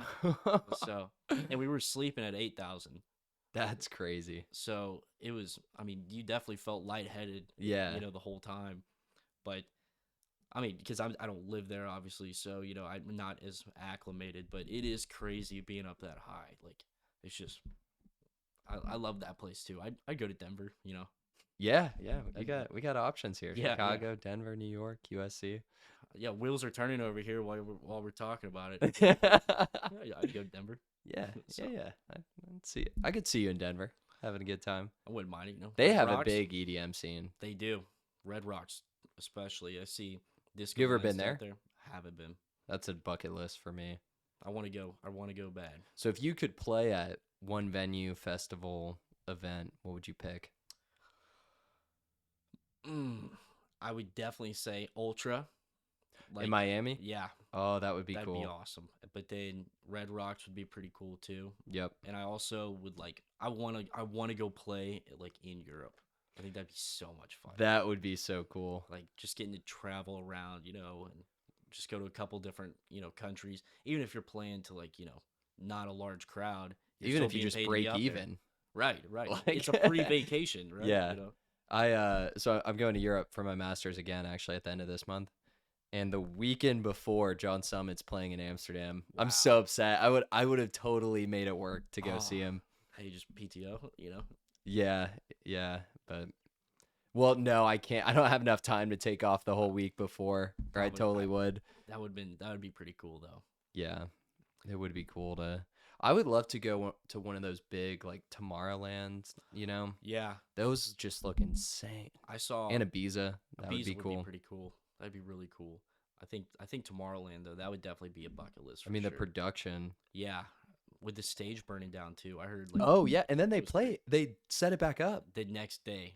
That's crazy. Apparently, they worked like all night to get it fixed. Yeah, they must have. I can't believe that. Because that video of that fire was insane. Yeah, Like, it looked like the whole thing burned down. yeah. I don't know how they do it. No. I mean, that is honestly insane. But they definitely. Oh, and Lost Lands. I gotta go Yeah. to Lost Lands. What is it? The crater stage, or where they have? Is that like the main one? Where it's like that giant stage and those lasers. It's like I think it's called the crater stage. Really? I saw the dinosaur. Like, did you see like the dinosaur bones and everything? Oh, like, yeah. the dino head. I was like, wow, that is so cool. Yeah, that is cool. Have you been to Bonnaroo? I haven't. Wow, I know. that's another one you should check out. Well, I probably will now. Like 5-6 years ago, Playing there would be really cool. that would be cool. Maybe if my manager's listening, let's get Bonnaroo. What's your manager's name? Ryan. All right, yeah. Ryan. Bonnaroo, 2026. We need Ryan to get that going. Lock it in. Another Life hit song on Disco Line's record. Come on, that's enough. Yeah. Bring Hey, it. I mean, come on. You can't do any better than that. Or whatever song gets on Disco Line. Yeah. Was it good? Good? It was good records. Good records. Yeah. That good records. That's a funny name. It is. It is. Because it got me confused with, like, the guys who go off and stuff. And I was like, Girls are obsessed with Disco Lines. they are. They are really obsessed. Literally, everyone's like, he's so hot. Like, I don't know. I think he's just got this attitude. He's just like he's a pretty good looking dude, and Right. he like doesn't really care. He's shirtless. He's got the tattoos. He's just like smiling. Right. He plays some music for the girls, like no broke boys, no. Hey, I feel personally, I don't know. I think a lot of these guys, like, they just become DJs and it's like instantly. I don't know what happens, but as soon as they become famous DJs, just like all the girls like, oh, he's hot. But if you think of, I think yes for house. Like same with John Summit, right? Like he's a pretty average looking dude, but girls probably think he's hotter because he is a famous DJ. Right. But for some reason, it seems that the people who throw down the hardest in like bass dubstep always look just like nerds. Yeah, like Subtronics. Subtronics Yeah. of the trees. Yeah. Like Daily Bread, if you know who that is. Yeah. He even like Excision just looks like he's got like his goatee. Like he's Yeah. just kind of a weird looking dude. Skrillex. Yeah. Who's Crank that. He kind of turned around though. He used to kind of look like a nerd, and Yeah. now he looks like John Summit. Levity, dude. Yeah. Yeah, they always have like their bucket hats on, just sitting around on like that. I don't know. You know who I love who gives really cool energy when he plays? Dr. Fresh. Really, Have you seen him live or some of his stuff? I haven't. You know Tape B222? Yeah, That flip, that's with Dr. Fresh. Okay. He's kind of a bigger dude, but he just he gets so hyped. They Tape B and Dr. Fresh, they did a back-to-back pop-up in Times Square. Wow. It's a cool set. You should would check be it sick. out. You can find some clips on their I'll Instagram. have to listen to that. But it's yeah, he's got a lot of good energy. I think that's like what you were saying, like with the energy, like that's definitely like one of the biggest things I think too, because I've definitely done tons of sets even where I just kind of sit there and I just kind of mix and I'm talking to my friends or whatever, and then I mix again, and it's just you can tell the crowd is like they're not as into it because you don't have the energy, but like the times where I'm like hands up and kind of controlling the room, you can tell that everybody enjoys it so much more. Oh, 'Cause 100%. they it's hard to kind of think that you as the DJ are leading the room. You kind of just because when you DJ you probably are like oh, like I'm just playing the music for the room. No, I actually, for me, I would say the single best thing I did, and every time I play, and even to this day, is I have so much energy. That's perfect. Like, even if my transitions aren't the best, even if my songs aren't the best, like at the hill, I would literally be jumping up, like going crazy. Grant, who I did it with, he would just sit there and like do it. That was Right. like his thing.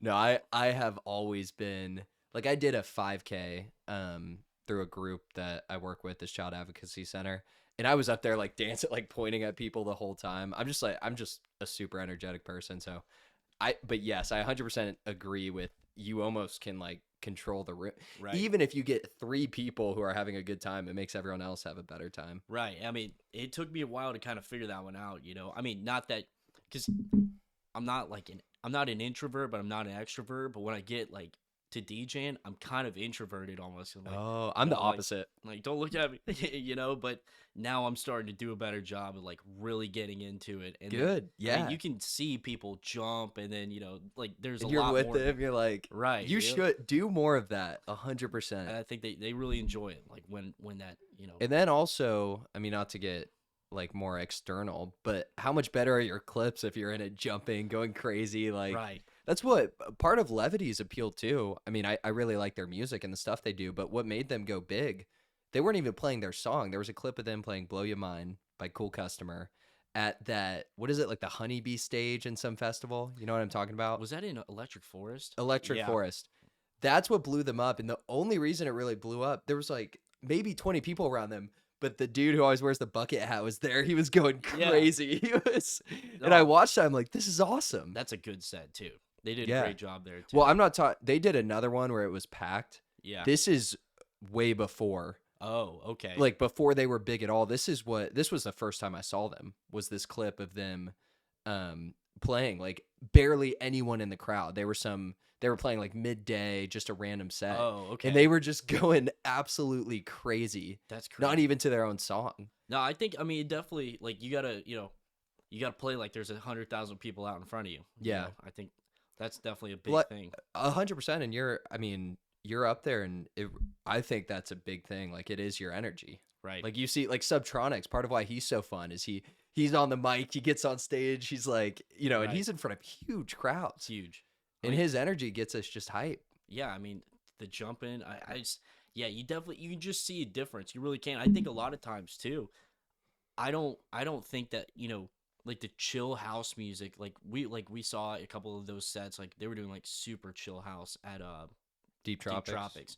And I don't think that it was just the music that was just super chill, but I think also like you saw one of the DJs who was playing and it was just kind of, Mm-hmm. sitting there rocking back and forth. But then the second guy got up there and he was throwing energy into it, but it was like the same songs played. And it's why do I like that guy more than this guy, It's because, kind of feel like that there was like a relationship there, like A between the hundred music, percent. you know? Yeah, yeah, I completely agree.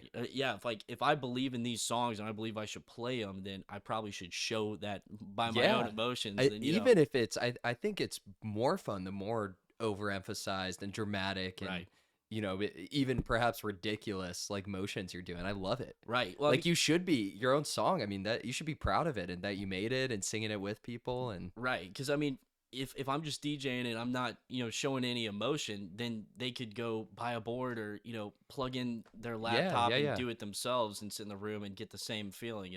If there's nothing special about what I'm gonna bring to the table. So 100%. Yeah, I think that's what I did absolute best at was always having energy. And I am really extroverted and just natural like I don't have ADHD, but if you didn't know that I can focus pretty well, you'd probably think I right. do. I'm like I'm like shaking, I'm all over the place. But yeah, that's a cool insight. I mean, that's perfect for running a podcast, though. I mean, because then you can really talk to anybody. Great energy all the time with it. You're never gonna find a boring moment. So Yeah, what else I really like about it is I can talk because I feel like I get, I like different things and I can right, talk to different people about different stuff. And I love that I can talk to you about DJing and then say in the next podcast I'm talking to someone like a child welfare right, professional or someone in healthcare or it's cool that I can vary it in this right. framework. As I mean, an analogy would be for you playing even different types of house music or throwing in some bass. You can switch it up a bit. I do. I do sometimes. I kind of like to, because Do, I like reading the room is so important that definitely have to switch things up. But no, my mind is like always all over the place. I was nervous coming in because I was like, great, I'm gonna like go way off and then completely forget this like question they answer. I mean, I don't know. I could just talk for days. It feels like. How long do you think we've been talking? Let's go like an hour 30. Oh, pretty good guess. Hour 12. So Most only people 20. guess less, but Really? that was good. Yeah. No, it is it makes sense like right before DJing you're nervous, before doing a podcast you get a little nervous, but these are just so long and so conversational. Right. Like you just kind of sink in and feel like it's Yeah, it it's becomes hard to comfortable. feel anxious for an hour. Right. Yeah. No, I can see that. Yeah. So No. big question. Do we have any wubs bass music that you're trying to make? I would be a big fan personally. I mean, I have some, but I like to put them on like SoundCloud a lot of times, Mhm. and then I have like a remix on SoundCloud, like a full mix I did on SoundCloud. I'm working on like just a mix, like with some wubs that I'm gonna try to like throw together and then just put that out on SoundCloud. What do you think would But be a good song? like, Like if you were to take a pretty, it doesn't have to be super popular, but popular song and make it and make wubby. it, yeah, like a levity type. Oh man, I mean, I think right now the big thing, because UK Garage has already taken this over. Like that guy Ian Asher, he's done like he did like the Runaway and made it UKG, and then Oh, he I did the haven't heard song that. Desire, and he made that I gotta UKG. listen to. I like Runaway and I Oh, love UKG. I mean I gotta listen to this guy's. he keeps doing it, and like every time he does it, UKG's blowing up too. right, and he just keeps doing a great job. So like he's turning all those songs into this Mm, that UKG feel. that's his character. Right. Yeah. And I think that, taking Wubs and adding those to like a 2000 song, like wouldn't be a bad idea. And which I think Levity already kind of picked up on that because Hmm. they've done it a couple times now. So I Why don't not know. Trappa Just or some Dance, Young Dolph? Just Dance, Oh maybe. yeah. I don't know if I've heard one like that yet, but Trappa would be nice. I don't know how you do it, but that would be cool. I'm She trying is to think through straight. it. Wah. Yeah. I Whoa, whoa, can't whoa, do whoa, whoa, whoa. wah. Yeah, that would be sick. I know what I'm doing when I get home. Please, Yeah. dude, I would love it if you. That'd be sick. That'd be really fun. I'm just gonna drop that one at undeclared on Yeah, Saturday. I think it would be fun on this podcast one time to do like making a song live. And Yeah. there's a projector over there. I ordered some cords for it, but we could literally hook up, say it was your computer, and then do it on the screen and then mess with it and make a Yeah, song live. That would be really cool. that would be cool. No, I mean, yeah, we just write down what we're looking at, what we're thinking about making, and then it'd be easy. Well, I mean, Not for me, but it would. We would get somewhere. We'd get Yeah. somewhere. Yeah, but me and my buddy, we like to sit on Ableton a lot and just like make wubby beats, and we'll like just stack them too, and like try to make things just collide Crazy. together. Yeah, and then like I just put my laptop down. I'm like, okay, but You should absolutely try making a Young Dolph Wubby mix. I wonder like it would suck that I couldn't put it on like Spotify because of copyright issues. Yeah, you'd have to SoundCloud it. But yeah, SoundCloud would be fine. That's like when I do the DJ sets too. I can't do it on Spotify. It won't let you Right. if you're playing other people's songs, so it's YouTube only. And then they're all blocked in Russia for some reason. I guess some of the labels, probably because Russia, Really? Ukraine put it so like it doesn't show, Hmm. if that makes sense. And That's weird. I don't know. Yeah, it is weird. I never thought about that. I need to listen. I need to listen to more than Just Jamming on my way home. I need to check them out because I just only listened to like all the podcasts and then I just kept forgetting to like listen to Just Jamming because I'm Yes. interested now. The third one is my favorite that's up so far. We've recorded two more. One that's actually coming out tomorrow. That it's like literally Daily Bread and Tech House. Really? Because we've been on the Daily Bread chain. But next Friday we did a UKG set. Oh yeah. And that's the best one. The other ones we've been messing around, and Jordan finally got his board working in the one that's coming out tomorrow. But the UKG one we actually did good, transitioning and other stuff. The other ones were more kind of just playing for fun. Right. But listen to the third one if you want. I'll listen. It's to that a on the way just home. random, like it's like an ADHD set of Tech House, Wubs, I don't bass. mind it. I'll Yeah. go from like Where You Are to Tape B remixes. Oh, You know, yeah. I'm like, all right, now. No, it's back and forth. It'll be a good set for someone like you. I enjoy that a lot then. No, but UKG, I'm really enjoying it. I kept going off on like little trails and making like UKG songs. I'm like, all right, I gotta pull things back. I a little love bit. because it's almost like a little wubbish. Right. The drops. And Sammy Virgie really blew it up. He does perfect with it. I think he does really him and MPH. He's got such a signature, MPH too, but Sammy Virgie He's got a really's got a signature sound. signature style, Yeah. and it's so good. It's like that high note, like it's just kind of like I don't Yeah. know, there's just that weird, you just know when it's a Sammy. You Virgie also song. you're gonna need a tag at some point, Yeah. It's Virgie, isn't it? Yeah. Ooh, what would be a good? It's CUTOFF. I don't know what would be a good tagline. Yeah, I just like cut off, but I'll get like a Cut it off. yeah. DJ cut him off. No, you'll have to get somebody. That would be cool though if it was a build up. It's like DJ cut it off, and then it stops for a second, and then the drop. Yeah, because you can get like the off, like and then go into like a wub or something. You know? I love that if someone who didn't DJ or like this music heard us talking, they would have no idea what we're saying. Yeah, like what's a but wub? I get exactly what you're saying when you're like, have it go, whoa, whoa, whoa. Well, a wub is a sound, Yeah, what is a what? How... Yeah. I struggle defining sometimes. People are like, well, what kind of EDM do you like? And I know EDM's, I mean, that's Right. such a broad, they'll be like, wubby music. But I'm like, what is that really? What is wub? Yeah. So then I feel like I have to give examples. So like Levity, Tape B. Mhm. I don't know if Zed's Dead really counts, but I love them too. I do like Zed's Dead. They do a lot of different stuff. They do. They've hopped everywhere because they were like kind of tech house for a while. Then it was like bass house and it was dubstep, but And they have some really good vocals too. They do. I saw them at Pinnacle. They were Really? fantastic. I Yeah. wanted to go to that so bad, but then tickets were going for like almost 200 at one point. Oh, really? So I was like, I'll I skip got on that. pre-sale, so Really? I don't think they were that much when they came out. But Yeah, I don't probably not. But I think Fisher was good there too. yeah, I saw Fisher, Mhm. and you know what he ended with? What? Damager. He Oh, ended with with Sammy Sammy Verji. Verji's song. I love that song. It's so good. It's I'm so iconic. happy. It's But it's iconic. crazy. You're someone as big as Fisher, and you're ending with Sammy Sammy Verji. Verji's song. That Right. speaks to it. It does. It does. I mean, That was a really good show. Although I did not like the crowd as much.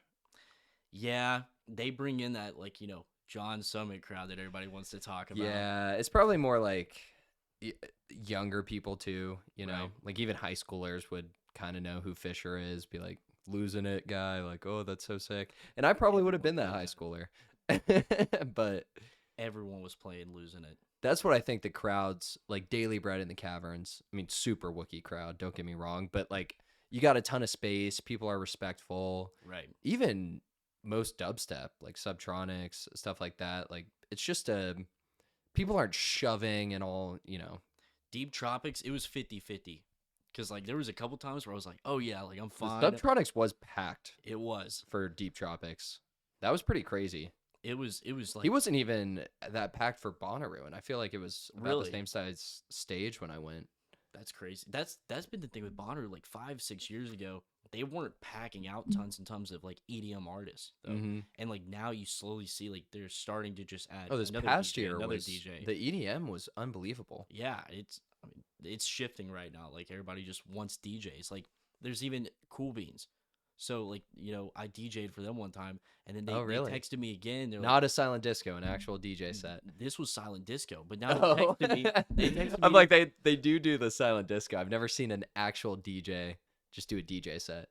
this Tuesday, and I was This like, Tuesday, yeah. you're doing a DJ set at Cool Beans. yeah, and I was like, all right, Let's so go. but that means I guess they want to switch things up. I What don't. kind of music are you gonna play? I don't know if they're ready for house. Sammy Verji. No, I'm kidding. I don't know. I'm gonna probably Excision. yeah. I'm just gonna rip a Lost Land set and just press play. It's all gonna be pre-recorded. Um, I don't know. Maybe a little bit of Rihanna, Taylor Swift, and then just tech Yeah. house. You can, yeah. That's the biggest thing is like tech house is so much easier to mix in than like bass house even because tech house just sounds like nothing to the average Mhm. person. So I mean, if you know it's tech house, then you like it. But if you don't know what it is, to you it's just And I'm like sure you have background pretty noise. good remixes of popular songs, but with Right. a tech house beat. So people just kind of like look over it, but then it's kind of like I can get that serotonin off me or whatever, Yeah. or like my adrenaline boost real quick. I'm like, oh yeah, like I really like this, and then all right, we'll go back to Rihanna, Yeah. or Pitbull. But I love that you're playing there on Tuesday. I'm You excited. may be the first DJ ever to do a non-silent disco set at Cool Beans. That's what I was gonna say. When he texted me, I was kind of shocked. I was like, whoa, like this Tuesday, okay? Like I don't know. I don't Lock know. in. I think that Why might be- Tuesday? maybe they're trying to it's after Singo, I think is the thing too, but I think it's like a test run. I think they're testing it out to Yeah, like, see how if this people feel. works. Yeah, because that's definitely better than picking a Friday or Saturday where Yeah, it makes sense. they Oh, think- you're gonna kill it. Bring that energy. I Let's hope go. so. They make a lot of money off touch tunes though too. Like now people actually use touch tunes in college now, so like you'll open up the app, there'll be like 25 plus Oh, songs wow. queued, Yeah. so they're making Well, money. honestly, my favorite Cool Beans nights were the silent disco ones. Really. I remember we waited. It was a few weeks before we were gonna graduate. We waited like 3 hours in line, but we were with all our friends. Like we were, talking whatever, and then we got in, and it was worth it. It was so fun. Yeah. Doing the silent disco thing.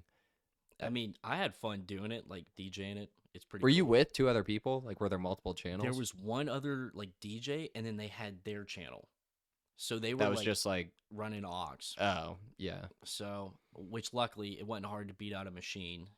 How was So- it beating out the other DJ? He did a good job. He's big in like the Afro house side of things too. I think a lot. So like, that was just more his vibe. I don't really know everything he played though because I was just Well, you're just so focused on your. right. But it is funny. You see like the different lights on the headphones correlate with different stuff. Right. You want to? What color were you? I was like blue. I Yeah. think. So you're and- trying to see more blue. right, And it's it was awesome if cool. someone's looking at their friend like, change it to blue. It's It does feel good because you'll sit there and like it's just like a sea of blue real quick, and you're like, oh yeah, this then is the best That's song where you ever. bring that energy. Yeah, and then they'll stay for a couple songs, and then you'll like look back down because you're like, all right, I need like to save some songs, right? Because there's only so many 2000s hits or whatever. Yeah. You switch to a song, and then everything goes red. You're like, what? Like, what happened? One song, I mean, And back to depression. right? Like, back at the You know, bottom. there really is a high to it. I was talking to my friend Tom, and he makes country music, and he was in a band in Knoxville, and they actually played at Cool Beans. They'd play for fraternities and stuff. And we were talking about it. It really is like you're just so it's such a high. Like It is. it's so fun watching people dance and sing to It is. something you're playing and your energy, and it's honestly like I miss it how fun it was in college. It is a lot of fun. Like I definitely I can feel like it's like a feeling every single time. Like I think it's so much different than even going to like a tech house show. Like you just like when you feel that as a DJ that like I can control this next Yeah. song and I made it sound good this way and that the crowd also enjoys it. And you're making people have a good time. It's so Right. cool. Like there's enough, stuff in the world that's tough, and I mean even just having a job, so like life is just hard sometimes. It Right. sucks. It's so awesome to see people just not thinking about life or work or anything, just having a good time dancing to stuff that you're playing. Right.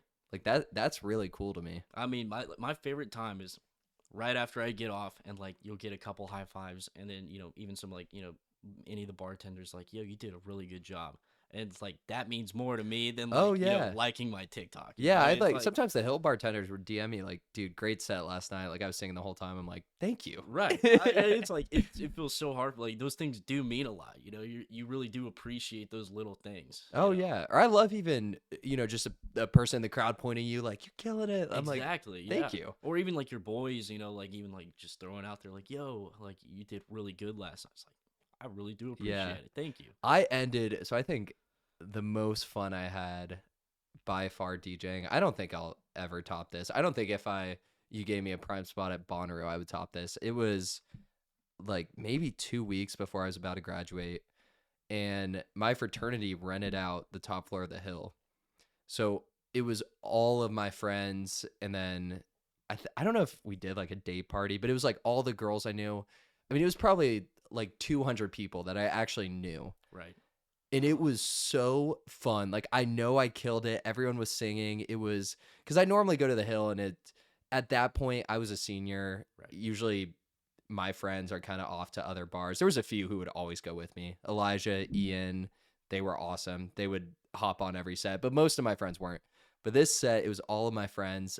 It was just me. Grant was out of town, and I just like from start to finish just had so much fun. And I There's remember being in real time like I'm going to miss this so much. I'm so sad that this is really my last set here in Knoxville. there's definitely like some sets like that too. Like, because I'll have some sets where I get off and I'm like, yeah, I mean, like I like because every time I get off a set, there's like I messed up here, here, here, here. Like I know, or I would have played this differently. I didn't get to play this, but beyond that, there's some sets you like get off and you're like, dude, that was amazing. I can't hear right now. It's gonna take 2 days for my ears to recover. You're You know, so amped up. You're like, I'm not going to be able to sleep for like another 5 right. hours I anyway. need to go get disinfecting wipes to completely wipe down my Oh, board, yeah. like but those are like the best times, like, you're walking out of the hill with all your equipment. You're just like, it was a And you're great day. sweaty. You're just like, Right. I, Yeah. I would love, I would be so like, I mean, it really was just so fun. But yeah, this one set with all my friends really stands out as just because it was like you were talking about how cool it is to have like Kylie up there with you. Right. And it was like Kylie times like over 100 people that I really liked, and some who hadn't seen me play since I first started. And I was so, when we started, we were not good. Like we would play like Love So, like we'd play the whole intro. It's too long, Yeah. you know?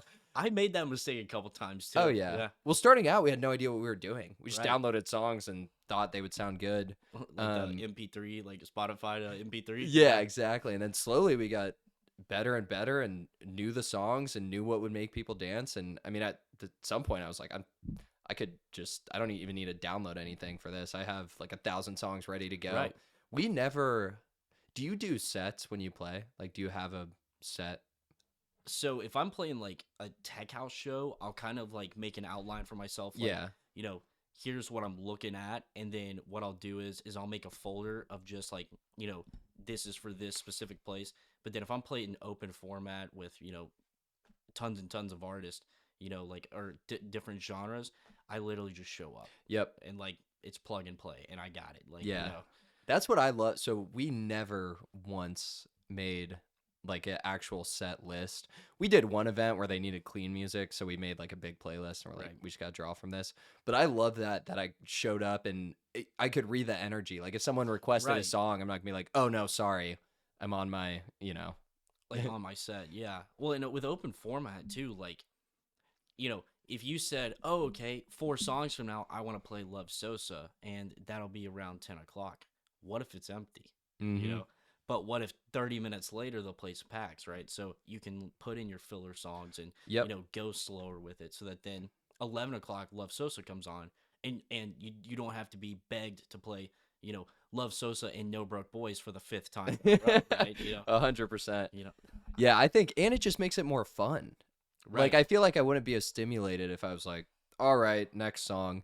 Like, part of the fun was like, all right, like, well, I told you I did with Grant. Be like, dude, what do we play What now? am I Like, doing next? what do we Yeah. do to, So it was, such a good time.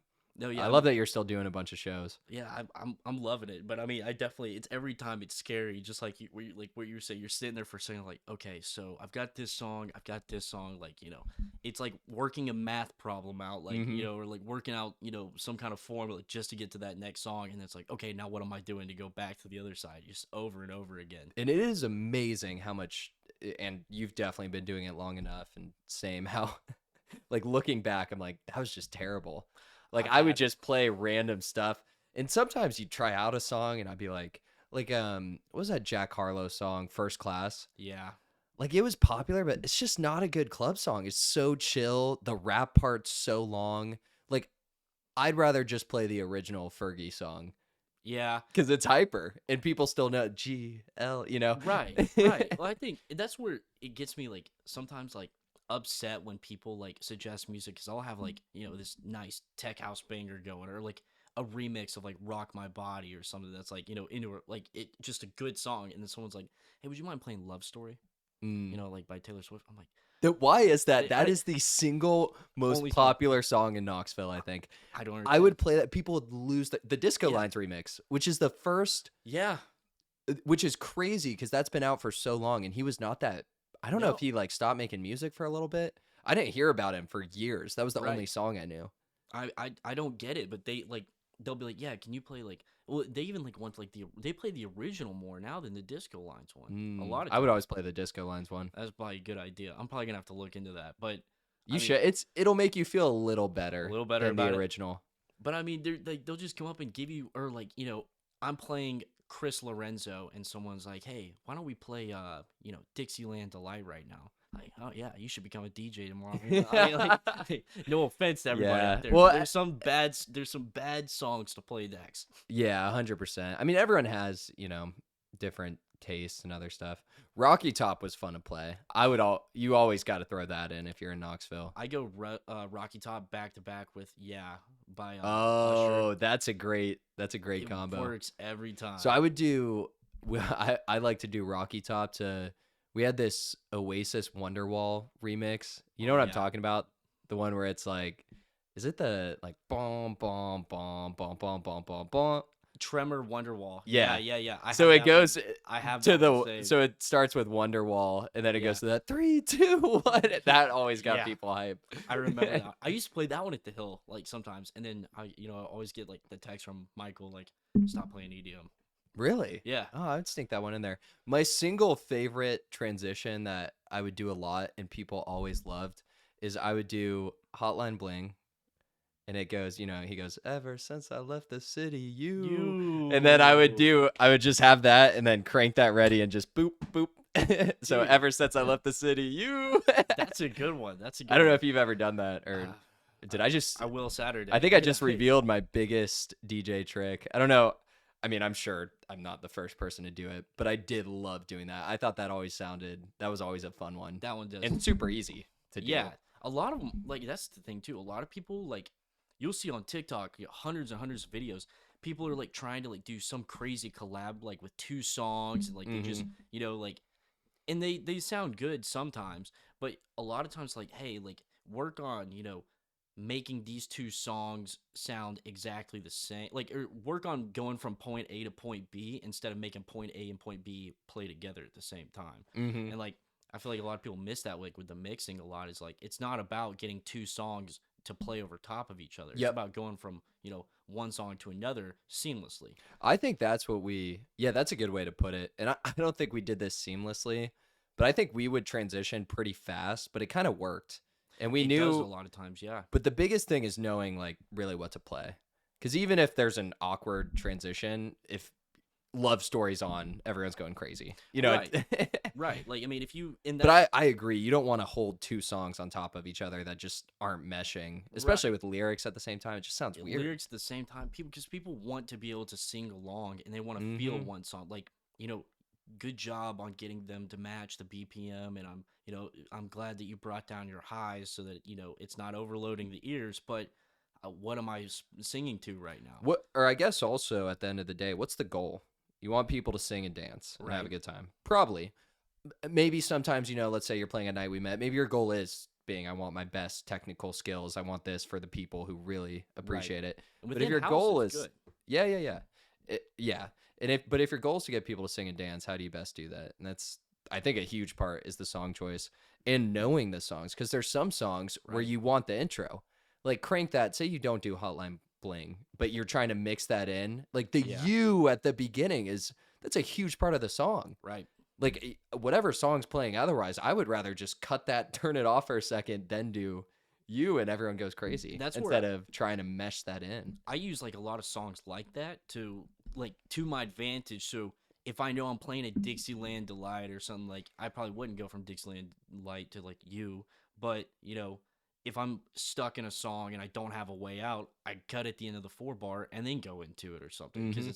it's like an escape route almost, that I can kind of sneak because people immediately are only expecting that to be the first part of the song. So Yep. they're not missing anything and they're getting like a high, target moment to where they're all going to be still listening. And I think that's another thing too is how do I play one song and lead it all the way on, so song 2, 3, 4, I really want them to hear 4, but I need them to pay attention for 2 and 3. How do I Mm-hmm. keep that attention so that number 4, even though it's house, they're going to enjoy it because they liked 1, 2, 3, I love how you think about it. Honestly, you're a lot more thoughtful than I was. You're gonna be a better DJ than I ever. You already Hey, are for sure, but you will continue to be. But it's cool. I love that. I love the plan you got going. So do you have anything booked for the spring tour, or is this kind of an early? there's been some talks, but I don't know like what I'm allowed to say or not. So I guess Yeah, don't no pressure to. I guess I got to keep some of that to myself right now because I'm not allowed to like say names of venues, I guess. Yeah, and stuff. totally, But totally fine. we'll see. I think definitely, Obviously, if things get confirmed, you want to shout it out so people are there. But definitely makes sense if you're in talks. I should be, I should be getting to be singing in New York. I should be getting to be singing in, No way. in maybe near Atlanta. Yeah, I've yeah, been talking a little bit there, and then Lexington. that's awesome. So That's gonna be a legit tour. Yeah. That's really cool. I'm pretty excited. And then hopefully from there, others kind of tag along. So are you just gonna manage? You're doing classes during the week, and then Friday comes skirt. I pretty much I think that's like what's gonna happen. But a lot of it, luckily with the airport right next to Knoxville, I'll just fly out real quick and then I'll be Although that airport only goes so many. Well, there's just not a lot of nonstops. right. But you're going to big cities. Yeah, so so that's hopefully there's good. a lot of flying into there. But that's my hope is it wouldn't force me, in a tight situation with school. So, but school's important.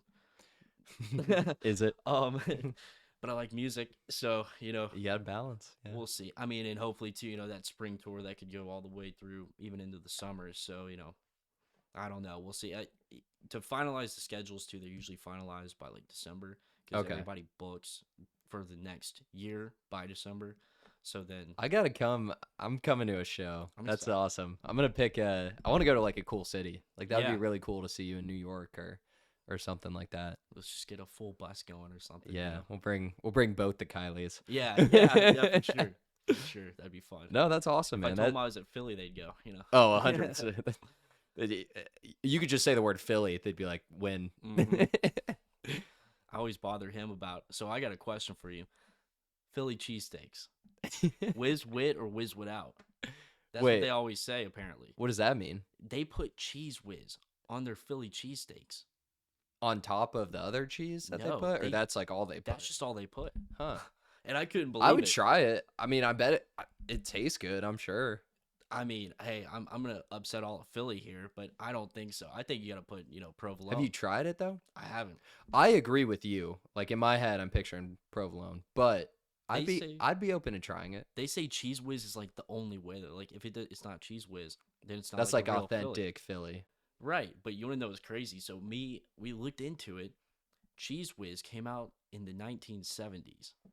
All right, provolone on Philly cheesesteaks was the 1950s. So Ooh. yeah, But were they making? So they were making that in Philly with provolone yeah. in the 50s. Mm-hmm.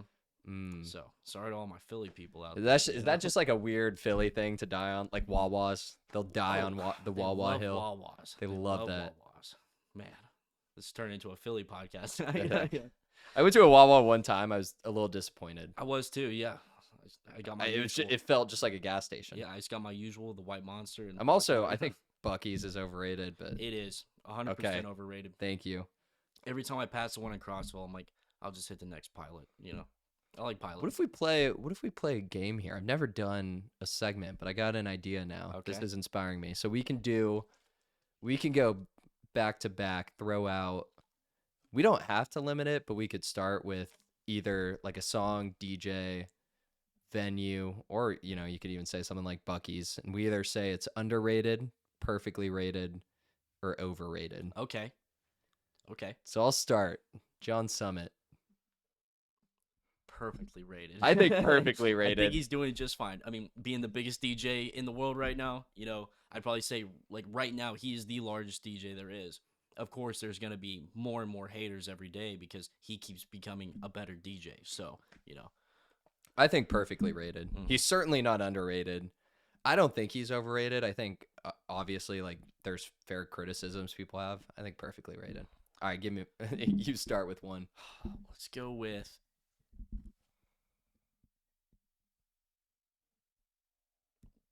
Let's go with the Pioneer 400. Let's go with your board. Let's go with your own board. What do you think? Underrated. agree. Underrated. I have used this thing for years and years and years. And like you were saying in the beginning, I mean, it really is if you're playing, and to be fair, Knoxville is, a smaller market Right. for DJs. Like I'm sure if you're going to school in Miami, you're going to need something better or you're going to need more. But this thing just to play on, to learn, I mean, what it can do for what it is, it's relatively simple, but you can do a lot Right. on it. I think it's a fantastic board. It's super accessible, Yeah. super inexpensive, Super light. super light, super portable. I mean, underrated. I think they're replaceable too. I mean, I've had like 3 of them now because like I've somehow kept this one. I don't know how. Like I'm still impressed because I mean that's like this still has the silver on it and everything. Like they've completely gone away. Oh They're wow, all yeah, this black one's been now. through it. But you might be doing more than me. I just Yeah. So what do you think? Underrated? Completely underrated. I mean, I still use it to this day. Like if someone wants me to show up and play somewhere, I'm bringing a 400. I'm not. I Gonna love go, it. I'm not Yeah. gonna go rent. Or even like, I played at before Deep Tropics at a pregame. How easy is this to just throw on a kitchen Oh, yeah. counter? And yeah, no, that was a good time. Well, and if someone breaks it, you feel like you could actually get the money out of them back. They'd pay you back if they broke it by accident. If they broke it 3,000, Yeah. This thing's what, like 250? I think so. I don't know. Well, I know now they have the newer model, the Flex Fly. 4. Yeah. But can you even buy these new anymore? No, Oh, they wow. it's the exact same thing. They just renamed it. But doesn't it not come with record box? It does. It does? still. But is it a subscription now, or did I make that up? I Because I don't got remember. record box for life, which is cool with this purchase. Okay, yeah. So maybe that's why Do you I still use have record box? I do. Yeah, yeah. I think that might be why I still have it because of having a 400 Yeah. before. That makes sense now because I don't pay for record box. I just, Yeah. All right, that'll be the next one. Record box. Overrated. Oh, I think all the DJ softwares are the same. Personally, I mean, like some of like have you tried other ones? I had like DJAY, Serato. That's other. Serato. Everybody the way I learned DJing I learned kind of like not in the way that most people talk about learning. Like, I've heard a lot of people complain about like playing on 2000s. They're like, yeah, like you can't see the waveform. There's no way to beat match. I didn't beat match like ever when I started DJing. Like I just like I didn't either. you just learn. Like you just learn how to do it. And I feel like, people complain too much and say that like, oh, you need something like Record Box so that you can read and like, see the music and everything. No, I don't think so. I would say I don't disagree with anything you said, but I would say perfectly rated. I think Record Box is great.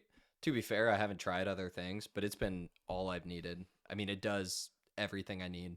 I think it's overhyped. I'll say it's perfectly rated because Okay. Record Box is what's on like 3000s, right? So you can't escape playing on a Record And it works. Box. I mean, Pioneer is just Mm-hmm. just that's like the standard, Top of the right? food chain. Yeah. But I think they definitely Isn't there overhype it. another company that's come out with stuff that's like kind of rivaling Pioneer, but Denim? it's not? Denim. Yeah. Yeah. They've been doing a lot. Well, Alpha Theta, and then Alpha Theta, I guess, partnered with Pioneer now. So now, like, all their new stuff is called But this Alpha would be Theta. like the Apple equivalent of I think so. of phones. Like if a DJ's like there's just going to be so many more people with iPhones than Samsungs Right. or No, Androids. 100%. I mean, there's just going to be so many more people with Pioneers than the other stuff. And that's where I think it goes back to, like, you don't need the big board. Like, I would rather have a Pioneer and know that, there's simple answers on this thing. But then you got guys, like, I'll see guys walking with boards that are, like, this big for 2 channels. I'm like, dude, like, I've never heard of that brand before. Like, did you really need, like, that board? Like, It is cool. I do like the ones with it built in though, that you don't have to the have a screen. computer hooked up. I do like those, like the RX3, the XZs. I mean, I want There's those. one. Have you seen that Pioneer? It's like a octagon model or whatever. It's like $4,000 or something, but Is it it looks so cool. the Opus. The Opus. Yeah, That's it. That Opus Quad. that one, the Opus Quad. That one looks so cool. I thought that would look pretty cool too. You totally don't need it, but that's No. a good looking board. That's the hardest thing. It's like, oh yeah, let me just go drop $4,000 to have an MP3 player in my room, or I mean they play Wave, but it's a lot of money for a controller. But I've been saving up for a board, but I really work that I don't put any more money into what I do than like what I've earned. Yeah. So I try to protect myself in that way. That, Yeah. And it is hard, right? Because you don't have a job. Like you Right. do these DJ gigs, you're making money, but like you said, sometimes you're spending money. Right. And you're renting stuff or you're traveling. And I mean, you're mostly in school. So it is a little different if you do end up getting a 9 to 5. I think that my perspective on money has definitely changed. I'll definitely have some more room to bump those numbers up Yeah. a little bit, It But now $4,000, I'm like, I mean, I could do it if I really wanted. I don't need to. But I could get an MP, It could look pretty cool in here. all right. Well, I think it's your turn. Let's do like 3 more Yeah. for this first ever segment of underrated, perfectly rated, overrated. Yeah. Making episode 25. So let's go with Bonnaroo.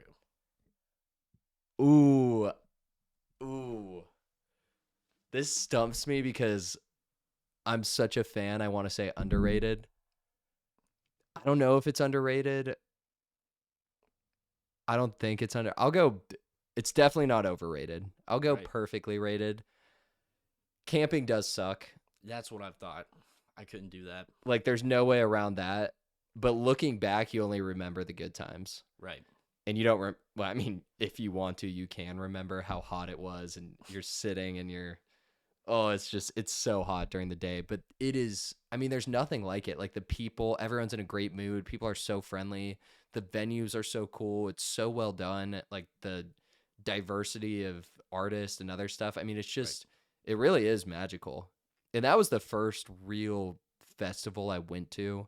And I started like talking to my fiance around that and she was there. So it's really, I just love it. Like I feel extra connected to Bonnaroo, and I get why people are obsessed with it because I'm one of those people. Right. I mean, there's a lot of people that like they don't go to any concerts, but they'll be a Bonnaroo, and I can like bet on it. It's a commitment for sure. Like you gotta plan. I mean, hypothetically, you could just show up, but you you want a half decent You setup. wouldn't survive. Yeah, Yeah, you will. it'll It'll. suck. I mean, the first time we went, we had one of those canopy tents. We had like a 2-man tent. It was me and my freshman year roommate, which is I don't know if you know anything about tents because I didn't until this. A 2-man tent is meant for like one person. Yeah, It they're was pretty it small. was Yeah. small, and then we had like a table. So That just, was our whole setup. wow. Okay. And like Yeah. I think like peanut butter and like bread and some It's water. like the bare essentials. Right Yeah, there. and it was Yeah. a fantastic time. I had such a good time. I can imagine though. But no, the setup. So I went 2 subsequent times after that because COVID canceled it one year, and then there was a hurricane Yeah. the next year. So in the past 5 years, they've actually had 4 of them have either been canceled or delayed. One was like a small delay on crazy. a Sunday, but this past year, COVID, hurricane. I don't know what they need to do to manage if it does rain. Clearly, there's not a good system, and it is just in a farm in Manchester. Yeah, it looked like I mean the way that they were like evacuating and stuff. Mhm. It did look. Well, and then you have awesome. all these cars going, and it's like it's wet, and it just makes it muddier. I mean, I don't know what you need. I'm sure they can think through it. But what do you think about? I know you haven't been, but if you had to score Bonnaroo, I'd give it perfectly rated. yeah, I think I think festivals in general, especially along the Bonnaroo line, have been, you know, they were a staple back in the day. Especially like if you look at like a Lollapalooza, hmm Coachella. I think it's the biggest outdoor music or outdoor in the sense that you camp there, Right? outdoor camping festival in North America. Really? So it's because Lollapalooza you don't camp. You know, some of these other ones you don't camp. So I think that's really cool. Yeah, that is pretty. I didn't. Even And know there is that. something about just being there camping, like being with your friends. It is, Waking up to music. yeah, waking up to music. I mean, staying up till 6 a.m. listening to music in the woods. It's no, it's an experience. It really is. I'll have to go. You will. You'll really enjoy it. I hope as an artist that would be even That would more be really enjoyable. cool. Yeah. I'm sure. Yeah, we'll see what can happen. Well, they have all these stages even outside of the main area where people play and stuff. I mean, you talk to Ryan, see what you can make Yeah, I happen. bet he could probably make something happen. Maybe show up, play like a little silent disco. I mean, set, after this, Trappa Wub remix blows up on SoundCloud, Yeah. we're golden. Hey, I would love to hear that. Actually, I need to get on that. Please I'll start do. on that tomorrow. Yeah, even if you don't upload it anywhere, just send me Just- whatever yeah, you I'll got. send you the I'll just private listen. link, Yeah, Yeah. I'll just listen for fun. That's an average Joe only. It's right there. Yes. I'll put the tag on it. Oh yeah. AGP exclusive. All right, is it my turn? Yeah, I'm trying to think. Should we stick with music?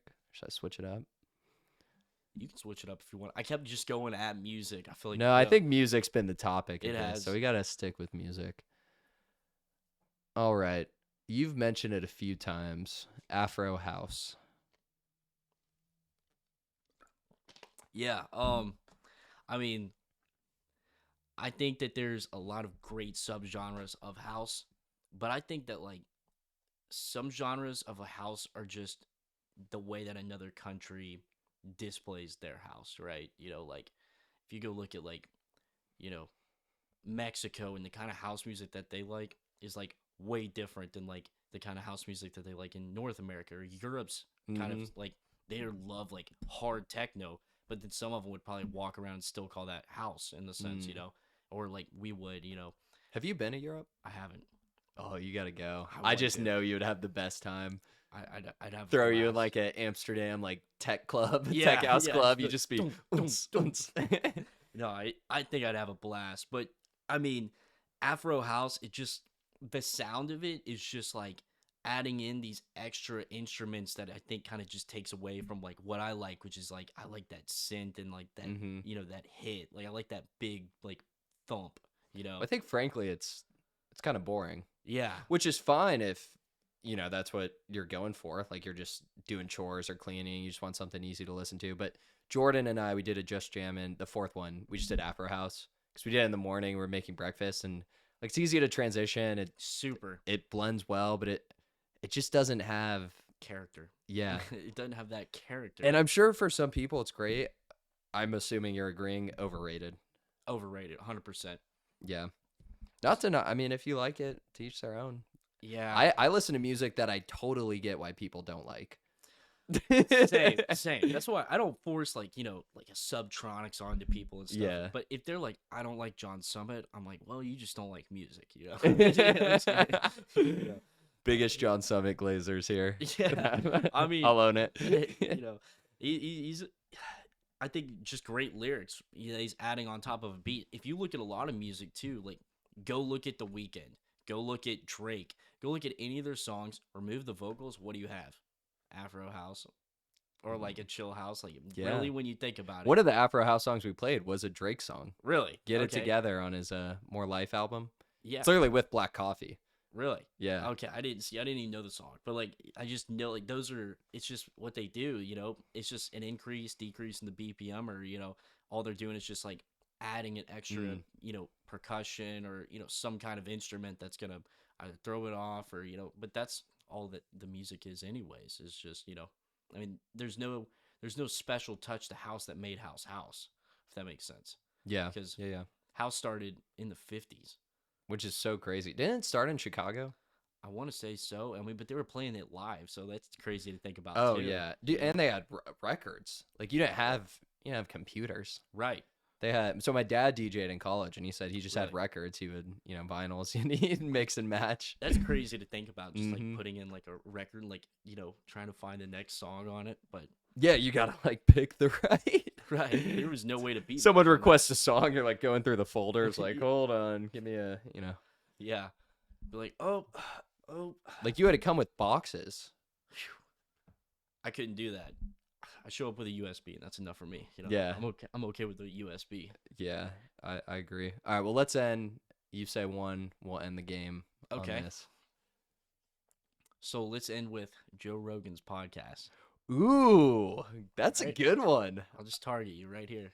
You're targeting. Yeah, I'm me? targeting you. I want to know. I mean, it's definitely not underrated. Obviously, I don't think I'd say overrated. I think I'd say perfectly rated. I think what he's done really well is exactly what you get. I mean, Right. it's not like the style he does is he just has conversations, kind of what I'm modeling a bit. I guess I want to give my own character, and do the DJ sets and stuff Right. on the side. But I think the format's great. I think he just talks to people.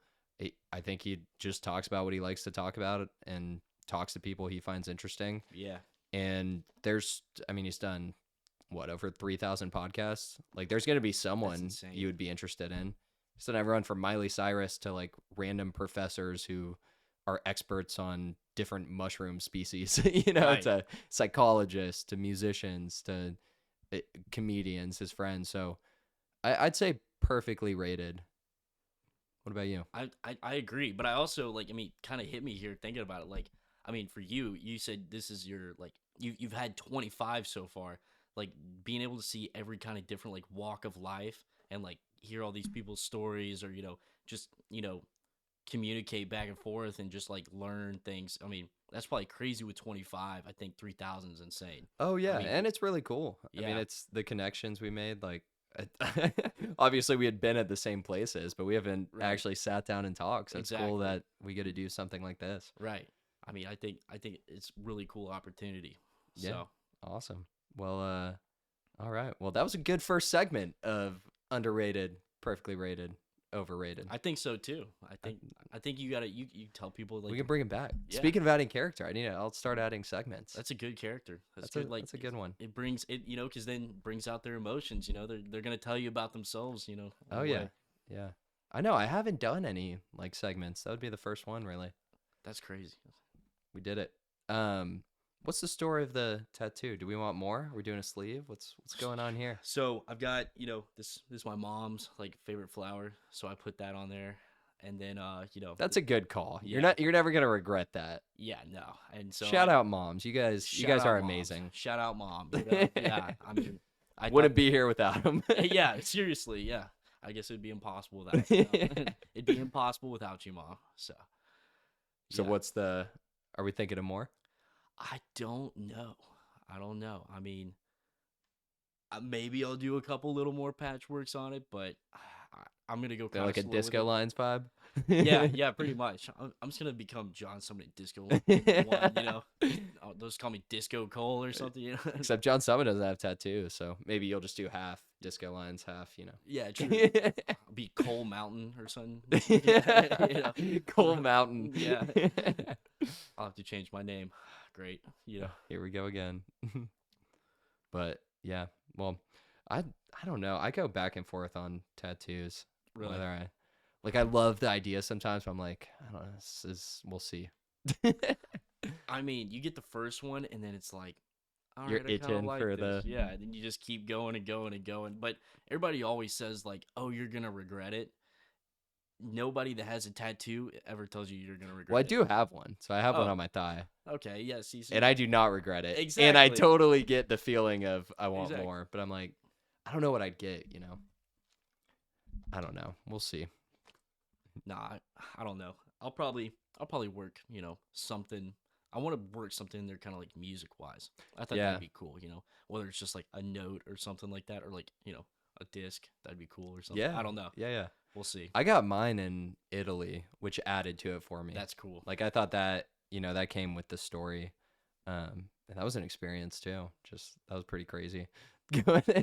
I'll have to show you their Instagram. It's really cool. It's Bad Brothers, Florence. Okay. They do like, what's the word? It's like it's like a thinner, smaller needle, but they do really detailed stuff. I didn't get anything crazy, but it's pretty cool the stuff they do. Like their Instagram's really awesome. Um, yeah, that was a cool experience. You gotta go to Europe. You would love I it. want to. I Where want would to you go so go? bad. Italy, probably. That's where I'd start, at least. I mean, because, I don't know. It's close to Ibiza, but I also want to try the food. I, Italy is amazing, man. I studied abroad there for a summer. It really. was it. I mean, it. I know it's like this is like another. Everyone studies abroad in Italy, and I studied abroad in Florence, which is probably the most popular spot. But it's really amazing. Like it was such a cool experience. That's something I wish I could have done. I wish I could have gotten onto that early enough. Maybe, Yeah, I guess you're out of time, right? Like you yeah, already got your classes for next semester, and yeah. And then it's like, I still gotta, now push this thing. I can't just disappear and, for a whole summer. Yeah. Well, unless you bring the board with you. I guess I could, but even then, now I gotta make connections, Yeah. to people who are like, I'm sorry, American, I don't know what you want. There was this group of girls in my grade. They after college they became teachers in Spain, like taught English to kids. That's a thing. And one of them's a DJ. This girl Tori Maddox, her DJ name is just Maddox, That's and cool. she brought her board and she would play at venues and also just for fun in Spain, Really? which is cool. And I haven't seen her in a while. I'd love to maybe have her on the podcast or ask her more about it. But yeah, I'm like, that's so cool. I wonder, dude, And I she would wonder post like how. Instagram stories. She would have like literally she'd have like a backpack with clothes and then just like her board on the plane, like in her lap. That's crazy. Yeah. I wonder how you get those kind of like opportunities, like to go play in Europe. Yeah, I'm sure. I mean, I don't know. I imagine it's probably similar to here. You reach out to venues, maybe you got a manager, maybe I don't know. I'm sure they need people and it would definitely be more geared towards music you like to play. Exactly. That's kind of where, like, I think that would be like really cool about going and playing in like a spot like Europe is like, Yeah. if I'm playing tech house, they're not gonna be upset. I think here it's like you got a 50-50 chance. Every day kind of changes too. Like one day they might be okay with it and like it a lot more than they did yesterday, where it So in your dream world, what would you be playing? Chris Lorenzo, Sammy Vergi, Levity, John Summit, and Speaking my language. I mean that's pretty much it right there. I mean, What else Tape do you B. need? Yeah, a little tape in there. Maybe sneak in a Subtronics. I think I could definitely sneak in some Subtronics. I mean, Sneak in a little. MPH. I don't know, but that's pretty much all I listen to, anyways. I've got like playlists of like 200 plus techno songs, 200 plus like house music, but then I'll listen to like 10 of them, like on repeat. I'm just like, oh, let's play that again. I know I do. It is always a balance too, right? Sometimes I'll hear a song. I'm like, oh, I love this so much. I'm like, I gotta stop playing it so much. Right, I'm gonna not like it in like a day. right. like late. You know, I've just been playing it all the Oh yeah, time. thank you. It No, yeah, really it's a is good song. good. Keep playing it. You know. I'm gonna like Another Life more now that you explained a little backstory to it. Yeah. Are there any other good backstories to the other songs? Not like huge backstories. Nothing like I liked a lot of the lyrics themselves though. With Late though, I'm gonna give you a little bit of some juice here. I kind of formed it after Resonate by John Summit. That's what it sounds like. I know. Like the rip I I was talking about, like the That's what I whoop. did. Yeah, that does sound. But So I love that sound. I liked it a lot too, and I was like, okay, hopefully like because I there's this thing called the tip of tongue theory in music. It's like if you can, which granted that's more copying probably than tip of tongue theory, but it's like if you can take a sound that people are super familiar with and you recreate it in your own style, but it still brings up that same characteristic, Hmm. people are more likely to listen I to think it and enjoy it. that makes so much sense. That's exactly what you did there. Right. So yeah, you just got tip of tongue theory. Yeah. Wow. And I'm still gonna listen to it. Yeah. I'm So not. it's like a different resonate, I guess. Yeah. So what are you most excited for? Like, do you have any of these 50 projects that you're, you know, kind of excited about right now? So, I mean, out of the 50, I'm probably touching like three right now, Hmm. but I'm excited to be like, I'm getting close to a new sound that I really like, but I want to get more into I want to get something that people can mix my music into. Right now, I feel like a lot of my music is like, it's a good song and it's great to play, but like, you can't like really mix it into like a lot of sets, Mm. they're just good songs. So I think it'd be really good to, you know, make music that is mixable Which and kind of feels like what Experts Only puts out a lot. Like right, they have kind of the long intros that start like that, and then it's got like right. those are just really mixable songs. And that's what I want to work on a lot more. And I don't want to like because everybody's still in that odd mob bass now. Hmm. Everybody like is trying to replicate it and just put tons and tons of those out. But I'm like, well, instead of wasting my time, because I don't want to be odd mob, I want to be cut off, right? So I need my own noise. Do you think you'll keep the DJ before cutoff, or do you think you'd rather No, just be cut it's off? just cut off. Yeah, I've Okay, been rocking with just cut off, but I've been too lazy to like take the DJ out of it gotcha. on When I stuff. title it, you want me to put DJ or just cut off? Just cut off. Okay, I like that better. I do too. I think it's just Yeah, subtle. I think the DJ just gets like, just take it out, Yeah, because I'm not like DJ Khaled or or like anything. DJ just jamming. It's too much. Right? Too many Yeah, J's. it's too beginner. It's very beginner. Yeah, Yeah. but the hardest part for me right now, I'm just hoping that Google catches up with it because like if you look me up on Google, you have to put a DJ cut off, and Mm. that sucks. Well, what if you look up cutoff though? I'd imagine there's a lot more searches Yeah, there's of probably just like a random lot. stuff. Yeah, for just random cut off. What's amazing, you wouldn't think there's a lot of Average Joe podcast, but you go on Google, there's a lot of Really? like variations of this big one is Average Joe Sports Show. And I guess they've been doing stuff for a while, these like ESPN guys. Right. So like if you look up Average Joe podcast, that's the main one. And then there's other random ones, which I mean, I'll be consistent enough and I'm SEO will catch up. yeah, It'll catch up. I mean, I really am having fun doing this outside of the views and all of that. So Yeah. otherwise, I simply wouldn't be. Like, I have enough going on. I'm not making money I'm actually losing money buying all Right.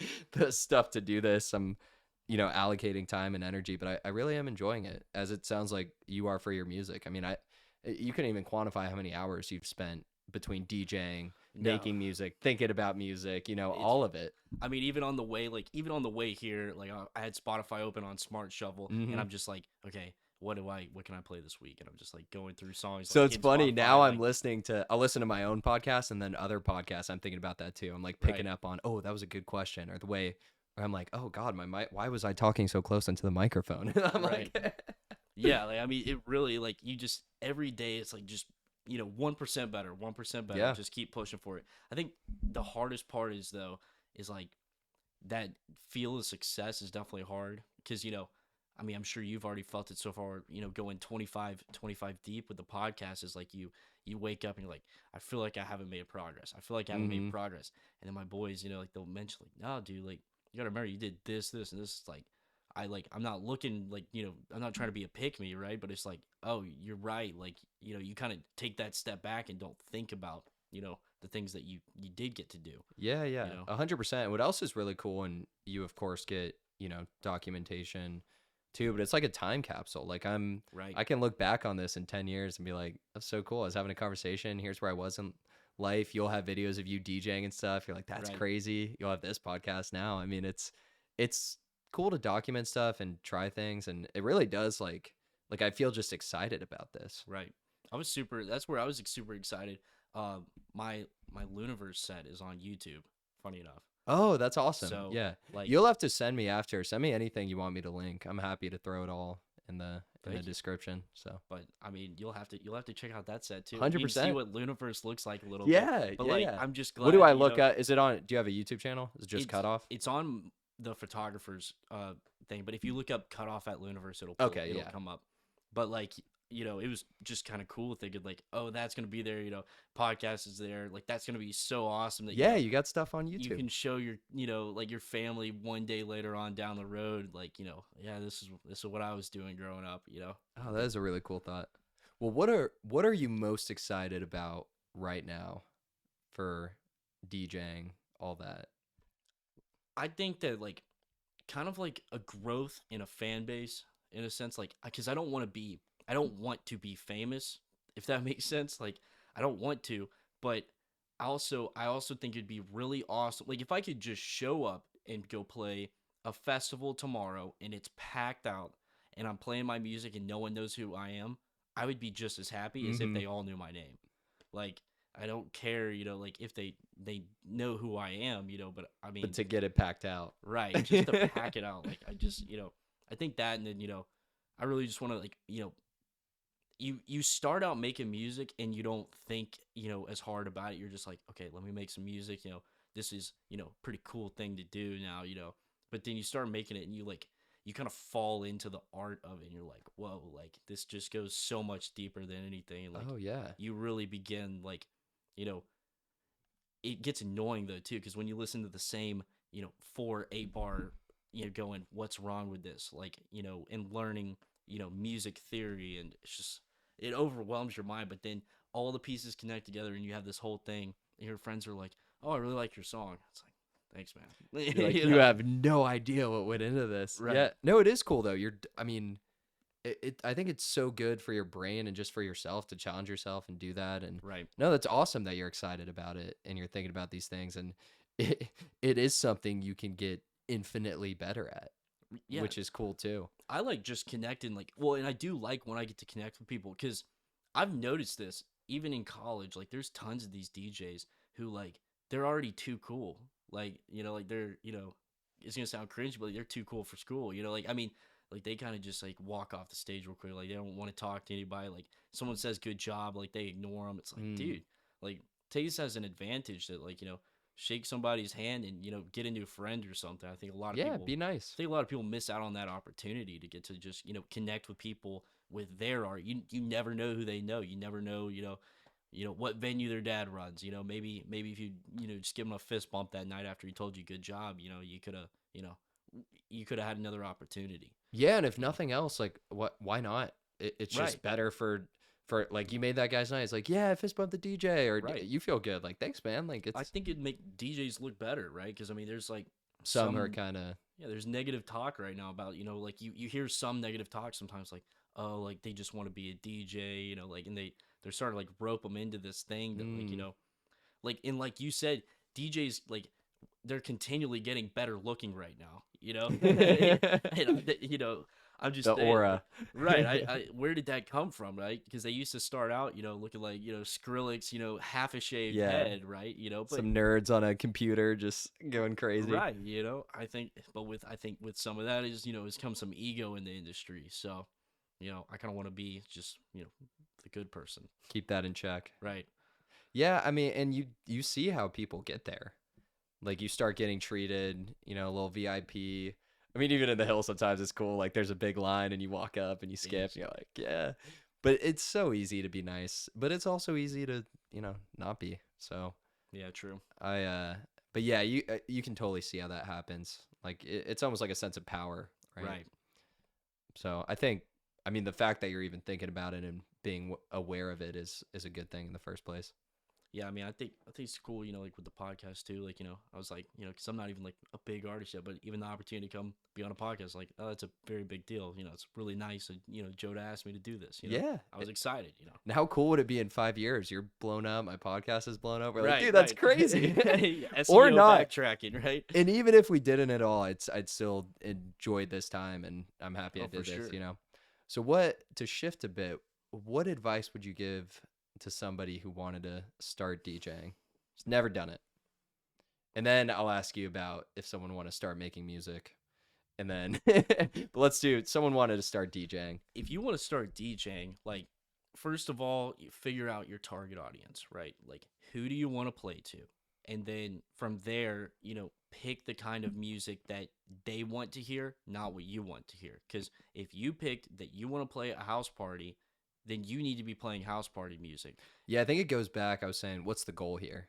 You Right. want people to you want people really to dance. I guess singing can be included and have a good time. Right. So you want to play to your setting and audience for sure. Right. And if you go like, oh, well, I'm a tech house DJ and I'm hired to do a wedding, and then you only play tech house at the wedding, you can fault them, but you also didn't do your job by reading the crowd, and I think that's that's where you just don't take that gig. If you think that you're only a tech house artist and you're not talented enough to play other genres, then just don't take that gig, right? Or if that's just how you want to represent yourself as just tech house, then don't take the gig. But, learning your audience and playing what they want to hear is the most important thing. Well, how do you pick an audience in the first place? I think, if it's like The Hill, right? If you want to play at The Hill, I think you've kind of picked your audience by playing there. 100%. Right? You know that rap is gonna pass there. That trap is gonna work 10 out of 10 times. Pop. Taylor Swift is gonna work, right? But then if you go play right, yeah, and if you go play a place like on Old City, you're probably expected to throw some Creed in there and not touch house at all or something, right? They want older music. Little country. Right, so you just picked what you wanted to play by accepting that role. So, I think you're picking your crowd if it's. Yeah, that makes a lot of sense. Okay, so even farther back, let's say someone want to start DJing, they don't even have a venue yet. They don't have an audience. They don't have anything. Oh, Like, let's go like you're an absolute beginner. You're sitting here on Amazon, you're looking at boards. Right. What would you recommend? Like even starting with what you're getting, like equipment. Don't get the what you do. FLX2, right? Because the FLX2 came out, it's just as much almost as the FLX4, and it is smaller. It's like half the size of the FLX4. The FLX4 is all you need, and then like literally just start messing around, watch videos, just watch very simple videos on like how to mix with the board and like, learn what settings are good for you. And then also at the very beginning, like when you're downloading your music and putting all your music on, create like be clean, because like I have lost hundreds of songs, or I have songs in this folder, in this folder. Like, oh yeah, just being organized goes a long way, and it'll and even doing in Record Box, like you can actually put the song title, the artist, the album. Right. You can make different playlists for different. That will be very helpful on the front end. Right, being like, wow, I have 2,000 songs and you can't even find a song right, because it has like dashes or other stuff the way you downloaded it and just threw it on. Spotifydownloader.com. Yeah. No, 100%. But I think, it just like I remember when I first started DJing, I would sit in my room and I had like a little portable speaker and I had it connected to the board, and I would just sit there like hours and hours and hours and just until like it just clicked, and like now everything makes sense and you can just keep doing it. And like, for some people it might take longer than others, but like watch what other people do, because if they're playing at a venue, they're probably doing something right.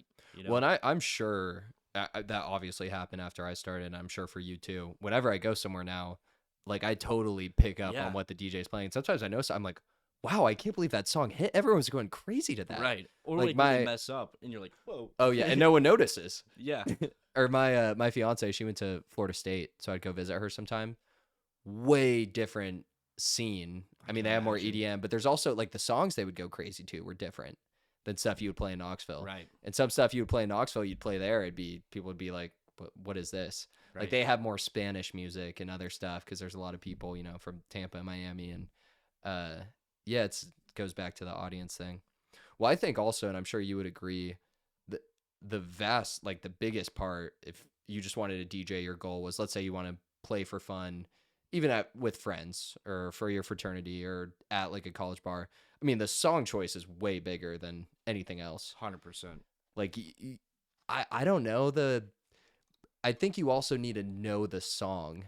And that goes back to the energy too of Yeah, getting hype on it. Like, you're not going to get hype on a song you don't know the words to. that is true. So I think starting with songs that are popular, that people people dance to, and that you actually like is important. Yeah, and I mean, I think because if you want to become a DJ, you definitely already have an interest in EDM, I guess, for most people. So I think that, Yeah, not many country fans are like, I'm gonna get a DJ I'm board. gonna rip some Morgan Wallen Or off even this rock, like Jimi Hendrix fans, like, Right. yep, this is the.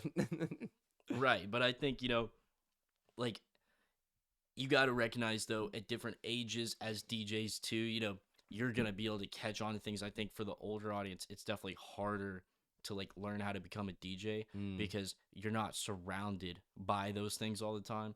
And like when I'm surrounded by, you know, I, I'm surrounded by these, songs all the time, or someone's playing them out and someone's playing them out to the point that like I've built an arsenal, every single week of just what I've heard this week. Yeah. But someone else sitting at home doesn't have that opportunity. And even if I'm sure, and I felt this way after doing it for a while, if someone requested something, even if I didn't have it, I usually had something that would satisfy them.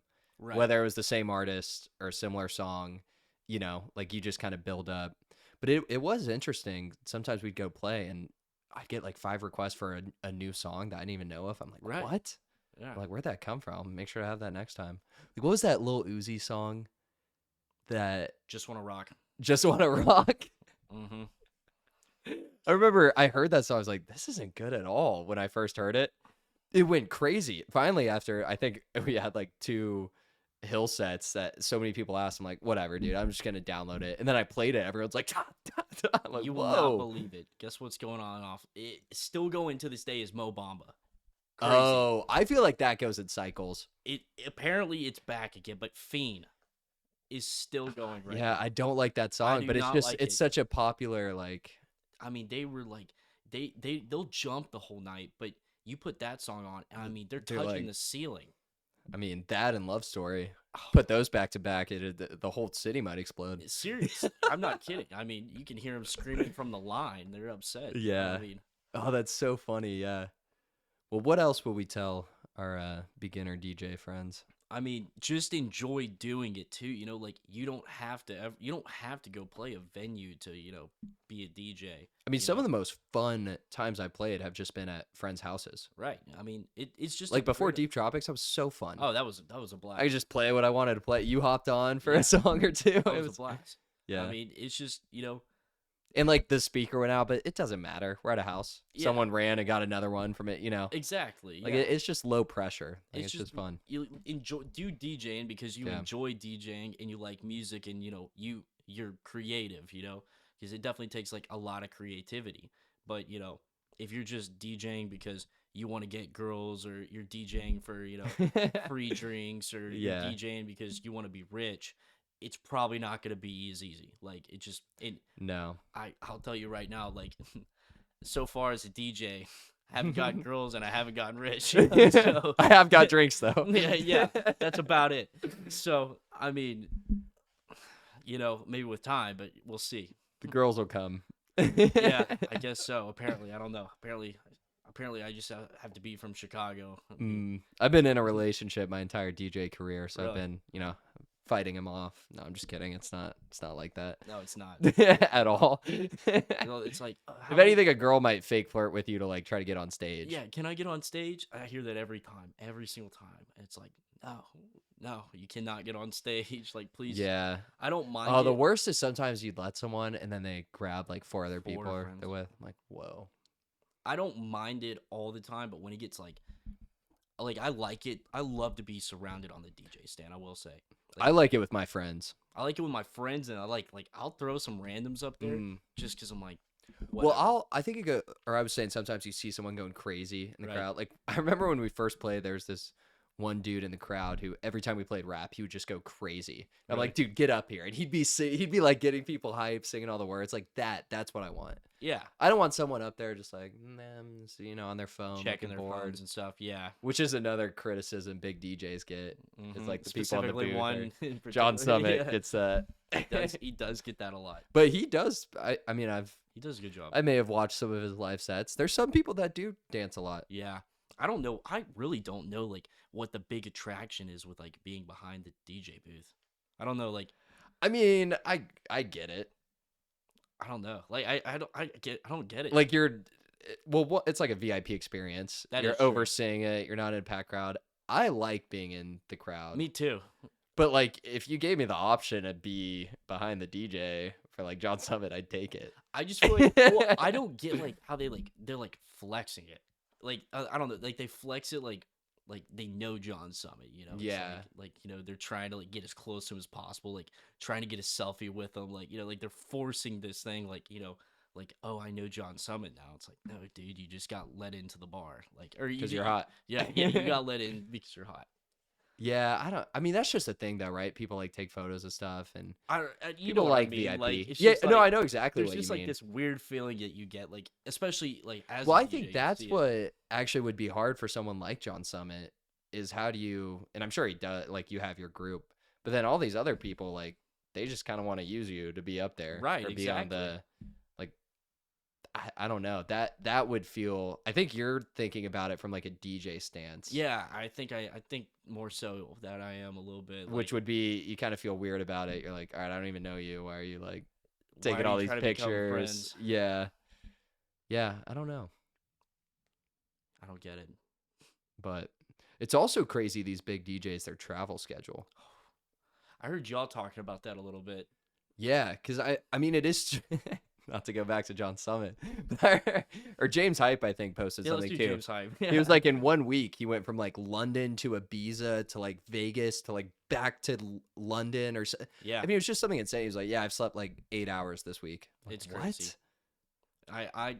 I think I've done a Thursday, Friday, Saturday, and I did a Thursday, Friday, Saturday, and then like a Wednesday. in You're 1 like week. sore. You're like tired. Literally, yeah. I mean, you wouldn't believe, playing. It was like 9 to 2 a.m. and then the other one was 9 to 3 a.m. Mm. You do those 2 days back to back, and like Sunday morning I woke up. Well, then I mean, I don't know if you felt the same way, but I was always amped up after DJing. Like you're dancing. Oh yeah, It's loud music. You're like, it's adrenaline. Like you're Yeah. performing in front of these people. I mean, it takes a minute to wind down. yeah. It took. You're until playing till Sunday. 3 a.m. You got to get all your stuff. You got to get back to wherever you are. You got to decompress. I mean, you're not going to bed till 5. Yeah. Luckily, I live right down the street, so Oh, that's like good. I just walk right down there, and then I can just walk it right back. But I mean, Sunday when I woke up, I was like, wow, that was the longest weekend of my life. Mm. Just like time wise, because I mean, playing music, especially, it was weird too. Like playing music back to back days, like the same songs on back to back days too. Because like kind of when you DJ, you get like a week off to like decompress from those Yeah. songs. You almost feel weird. You're like, do these people know I'm playing the same? Exactly. It's like, even though it's at a different place. Yeah. So Yeah, no, it can definitely be a grind. I mean, it's impressive, the people who do it. I couldn't imagine 5 days like James Hypes. Like 2 days was plenty for me right Yeah. now. Which granted though, if a paycheck is coming in, maybe at that Oh, point, yeah. then I'm a Well, then little at that more point, motivated. you got like a whole team working that Right. handles a bunch of the stuff that you're probably managing now. Like you're probably coordinating maybe speakers and like getting Right. there, and you would have someone else doing that, which helps Right. a bit, but doesn't take away from pretty insane. That's what would be nice. Well, even just having a manager, it feels like so much has been lifted off me. Like so many things get taken care Yeah, of. And shout out Ryan, yeah, shout out Ryan, making bro. it happen. I mean, it's a big deal, for That's a sure, really like, good he point helps. too that you said earlier, like how much more likely someone is to say yes if it comes from a manager, which is so funny because it shouldn't, but it does. Yeah, But I it get actually makes sense in a sense that you're saying I'm serious about this. right. Because someone like me, even who really likes a DJ, I'm obviously, you're definitely more ambitious and driven in what you want to do in this field. Like I wouldn't have a manager. So it makes sense that the fact that you even have it actually should make businesses look at you more. and be like, Yeah. this guy is serious. So that makes sense to me. Yeah, especially like because like no pun intended, the average Joe could just Hey, DM a bar or something and say, "Hey, I want to come I DJ." DJ. Yeah. Right, and it shows no credibility. So you kind of like rely off of, I wouldn't say fake credibility, but you're relying off of being verified. In a sense, like he's like having a manager is kind of like your He's vouching yeah, for you. yeah, he's your verification badge in a sense. Like, hey, Yeah, and it makes sense. It should be. yeah, Like if I wanted a manager, I don't even know where I'd get one right now. And then if I did, he'd be like, "Dude, you haven't made a single song. What am I getting out of this? Why would I even, right. you know?" Yeah, Like, which is another props to him because I mean, it's not like he's just making tons and tons of money off of me right now, yeah. So Yeah, no, it's been good for him. that's cool. No, dude, I love the path you're on. I hope it will keep growing. I mean, it's really cool. Keep releasing music. That's awesome. I'm excited. Obviously, you can show up pretty much anywhere, I'm sure, and play the songs, but being able to play your own music and then whenever that one song that just hits is whatever your where you are is or Right. I love just being there and like you just hear it come on the background. You're like, huh? Yeah. Just catches your attention. But I think another life should hit 2,000 plays by the end of the day. But Which is from me alone after this podcast, I'm just gonna be tap tap. No, I appreciate that. So you're over 1,000 in that? I hit 1,000 last night at 10 o'clock. Top So, 1%? I was waiting for that. I was In waiting. like what, a week? I posted it. Yeah, last Friday. Yeah, not even. That's So- good. That's awesome. Yeah, so we'll see. We'll see what the month looks like. I'm excited to see on like a 4 because so I only get paid off from the distributors every 3 months too. So I can't wait to get my $5 20 cents. Yeah, Like, let's my go. $5, So it's crazy on YouTube and Spotify the requirements to monetize your content. So I had a YouTube channel years ago. I made Right.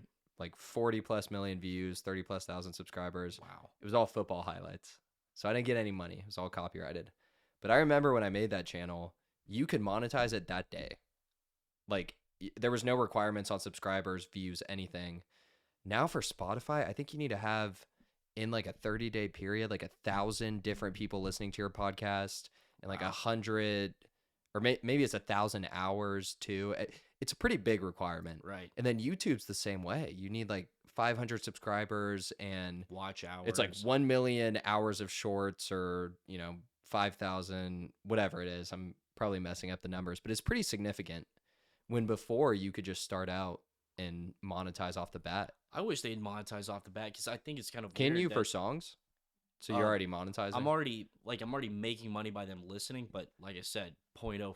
Yeah. But so, still, that's cool that you are. yeah, Because you can't do that for the podcast. yeah, I think it would be cool if they like at least it's weird with the monetization like with YouTube because if you got all the requirements, you go straight from making nothing to a lot. Like especially with how much that they pay per Yep. million views and stuff like that. Like that's a lot of money. Compared to why wouldn't they just pay you the small bucks along the way? Yeah, I agree. Obviously it makes sense to them, and I mean their platform's so big you can't not post on it. Right. Like it's just what's the alternative? Yeah. There is none. And really when it comes down to it, as I think an analogy would be with DJing, like how much you're making from a live set versus the monetization. True. For a podcast, it's really advertisements or That is sponsors. true. Like that's where the money comes from. Yeah. I mean, Which I'd love to get, anyone has any sponsorships or anything. I mean, you could start me out pretty cheap. Do like $20 an episode. I'll shout out your Cutoff, product. by the way, Yeah. Oh, yeah. Shout out Cutoff on Spotify, and then No, you're getting and a shout out $20 just for being here. Yeah. I mean, a more like, someone's got a drink or something Oh. or a product to place. I'll just get like a big photo of me. And we just like put it in the background. Like We could print out a headshot. I'll get it there. You know. In a cutoff. Yeah. I'm required before every episode to say that this guy's a DJ. I'm just kidding. Legally obligated. Yeah. That reminds me of was it like Talladega Nights? He's I like- love that he's movie. like, and I do have to mention Powerade in every prayer. Yeah. Like, what's he say? He's like 7 pound, 1 ounce, newborn infant, baby, Baby Jesus. Jesus. Yeah. They're like, it's the longest prayer ever. I- Thank you for this Taco Bell. I love that movie. That is definitely my top 3. That's a great movie. I love when he's doing that interview And he's like, I I don't know don't what know to do what to with do my with my hands. He's like raising them, and then they go back up. I had thought about doing that today. The scene with the knife in the thigh, though, is my Yeah. favorite. They're like, you gotta. He's like, I hope you have beautiful, handsome, athletic sons, and they get their legs taken away. He goes, you're not paralyzed. Don't you put that curse on me, Ricky Bobby. Or his wife, she walks into the room. He's in the hospital laying down, and he's yawning. She goes, Doctor, we got to pull the plug. He's never made that sound before. She goes, ma'am, your husband's waking up. I love that movie. But they stab him, and he's like, you got to carve around it. They like dig another knife in there. It's a miracle, Ricky Bobby. Yeah. Yeah. Oh, it's such a good movie. I wake up every morning, I piss excellence. He's like, That's gold, man. Like if he ain't first year, or when he has that bad car feel, he's like, Tom Cruise, Oprah Winfrey. save me with your Where's Scientology. So the whole quote throughout the movie, for anyone who hasn't seen it, is, if you ain't first, you're last. Right. And it's something his dad told him when he was a kid, and his dad's like a deadbeat. And then later in the movie, he says that to his dad. He's like, hey, Dad, if you ain't first, you're last. He goes, what? He's like, what the hell is that? That's the stupidest thing I've ever heard. He goes, is this like a bumper sticker? He's like, Dad, I've lived my whole life by that motto. He's like, He's like, I was high. yeah. Then the cougar. I need to rewatch that movie. I gotta watch. You just made my brain like replay so many. I mean, there's every scene in that movie's awesome. It is. I mean, Will Ferrell old school's great.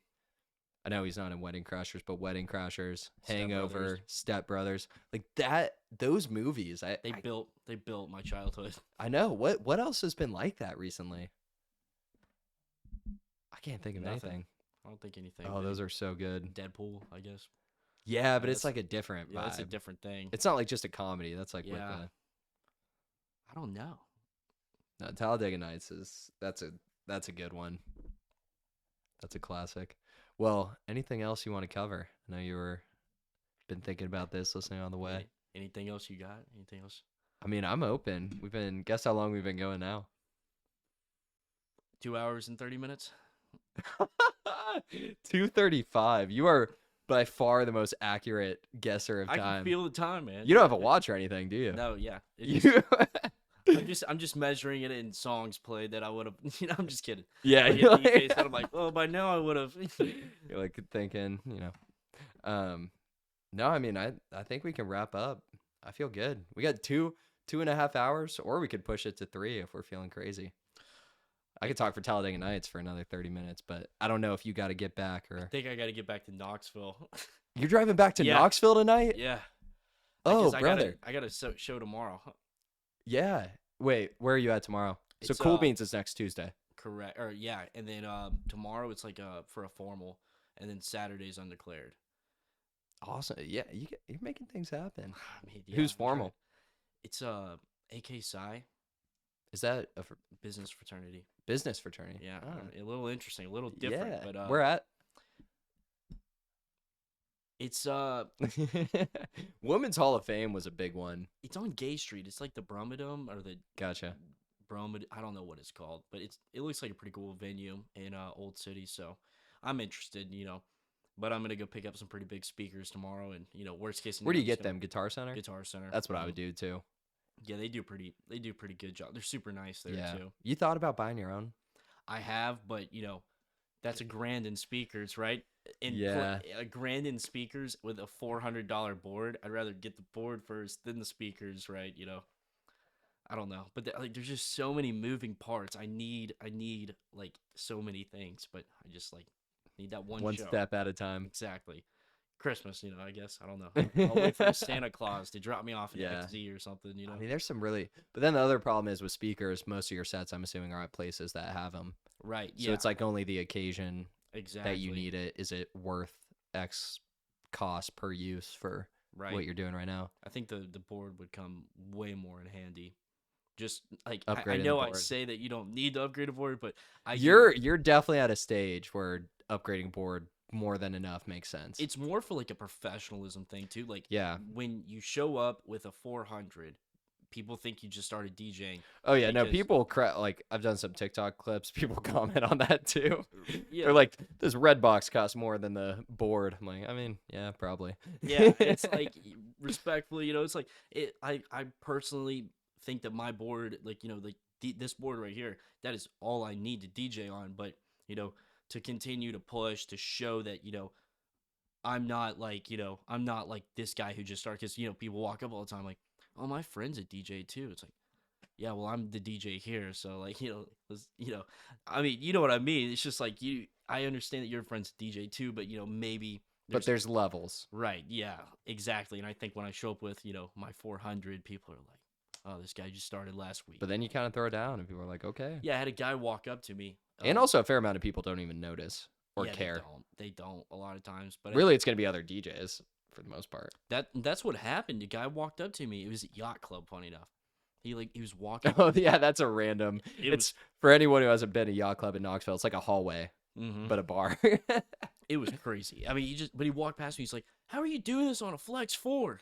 And I was like, "Hey, I really appreciate the compliment. It's kind of like an underhanded compliment, I guess. It's like Yeah, you're doing so good, but how did you do this on a crappy board? yeah, yeah.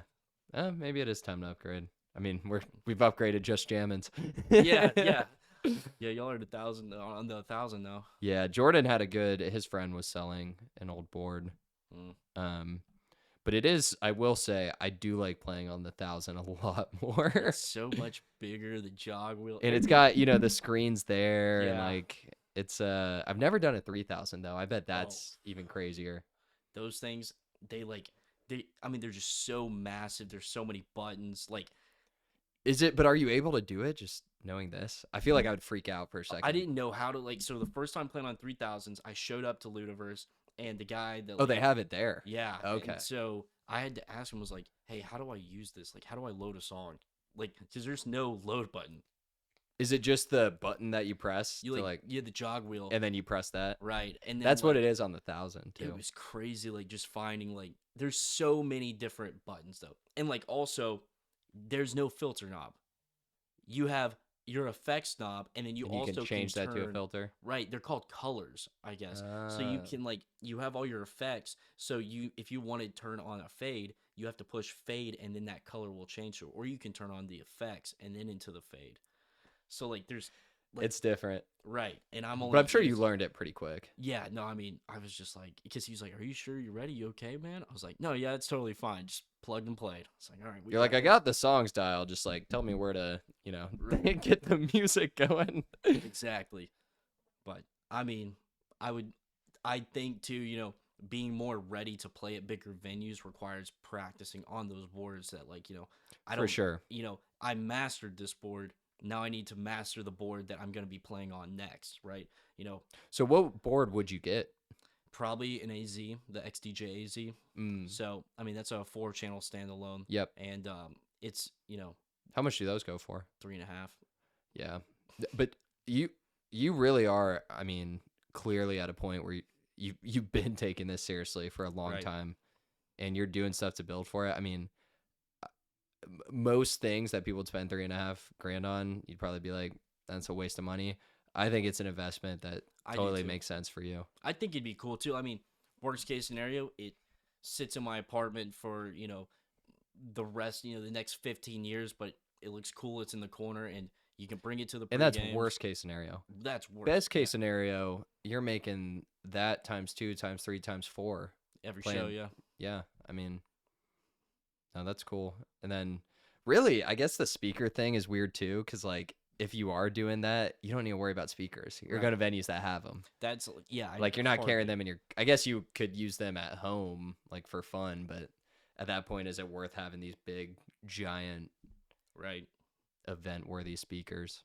I think it's definitely fun, but yeah, I can definitely see I'm not running tons and tons of events where I need to bring my own speakers, but on the flip side of things, you then do have to become more and more independent to have those speakers. Yep. So then, Omnom came and played at Pike at UT. And I'm 90% certain, he's like, all right, I'm bringing the production, I'm bringing the setup, I'm bringing, speakers, everything, right? So then it's like, oh, so you might have people reach out to you that would give you an opportunity, but they say you need X through Z, right? And Mm-hmm. they give you, here's $1,000, but that costs like 15 too. Yeah. Yeah, it makes sense. Oh, it is a crazy. It's so interesting. Like, it's such a simple thing on the surface, DJing. You're playing music, but you've actually expanded my whole perspective on the business side of it, It's the making music side of it, the, like a long-term vision with it. Cause I never had that. I was just like, and honestly, I'm okay with that. I'm at peace with, like, I knew this was going to be mostly a college thing. I'll still play for fun if, at a right. pregame or if people want me to.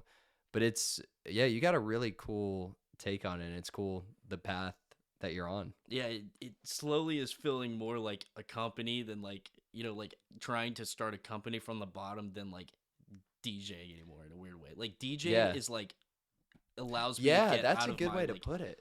DJ is like the relief of the whole thing. Yeah.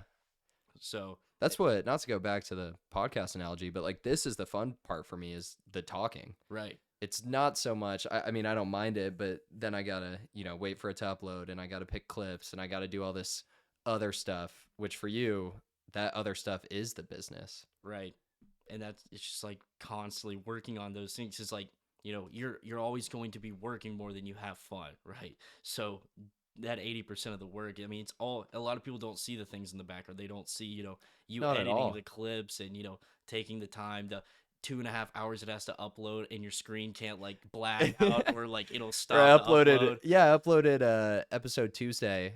Spotify just wouldn't upload the video, and I looked it up. Apparently, if you schedule in Spotify, it messes up if it's over a certain time.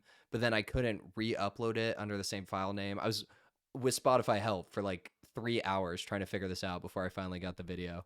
It's So that's just like one example of I mean, no one small would things ever know happen. that unless I Right. just said it here. And then and this is 3 hours, right? But it takes that's 10 15 hours in the week, and then the planning, getting Yeah. people to be here and making sure that because you got me here to this week, and for putting all this together, but now your head is also, as soon as this is over, is like, okay, Who's where's next? 26 and 27 Yeah, and definitely. 28, like. What has been really cool, and I'm sure I'll run into more no's, especially if I get a little more ambitious and who I'm asking to be guest, but the vast majority of people have been super open to this and said yes, and it's really cool that, and I've reached out, I probably tailored that to people that I knew were more likely to say yes, Right. but it's also like someone like you and you're starting to DJ stuff, and I mean, we don't know each other that well. Right. I No, just reached out and you were like, yeah, this sounds really cool. yeah. I mean, I love that we're here, and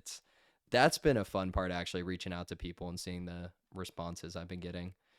But the few no's I have got, it does hurt a little, which I shouldn't take it personal, but a little bit you do. I'm like, oh, okay. No, yeah, I understand that. Yeah, I even get that sometimes, like with like no responses.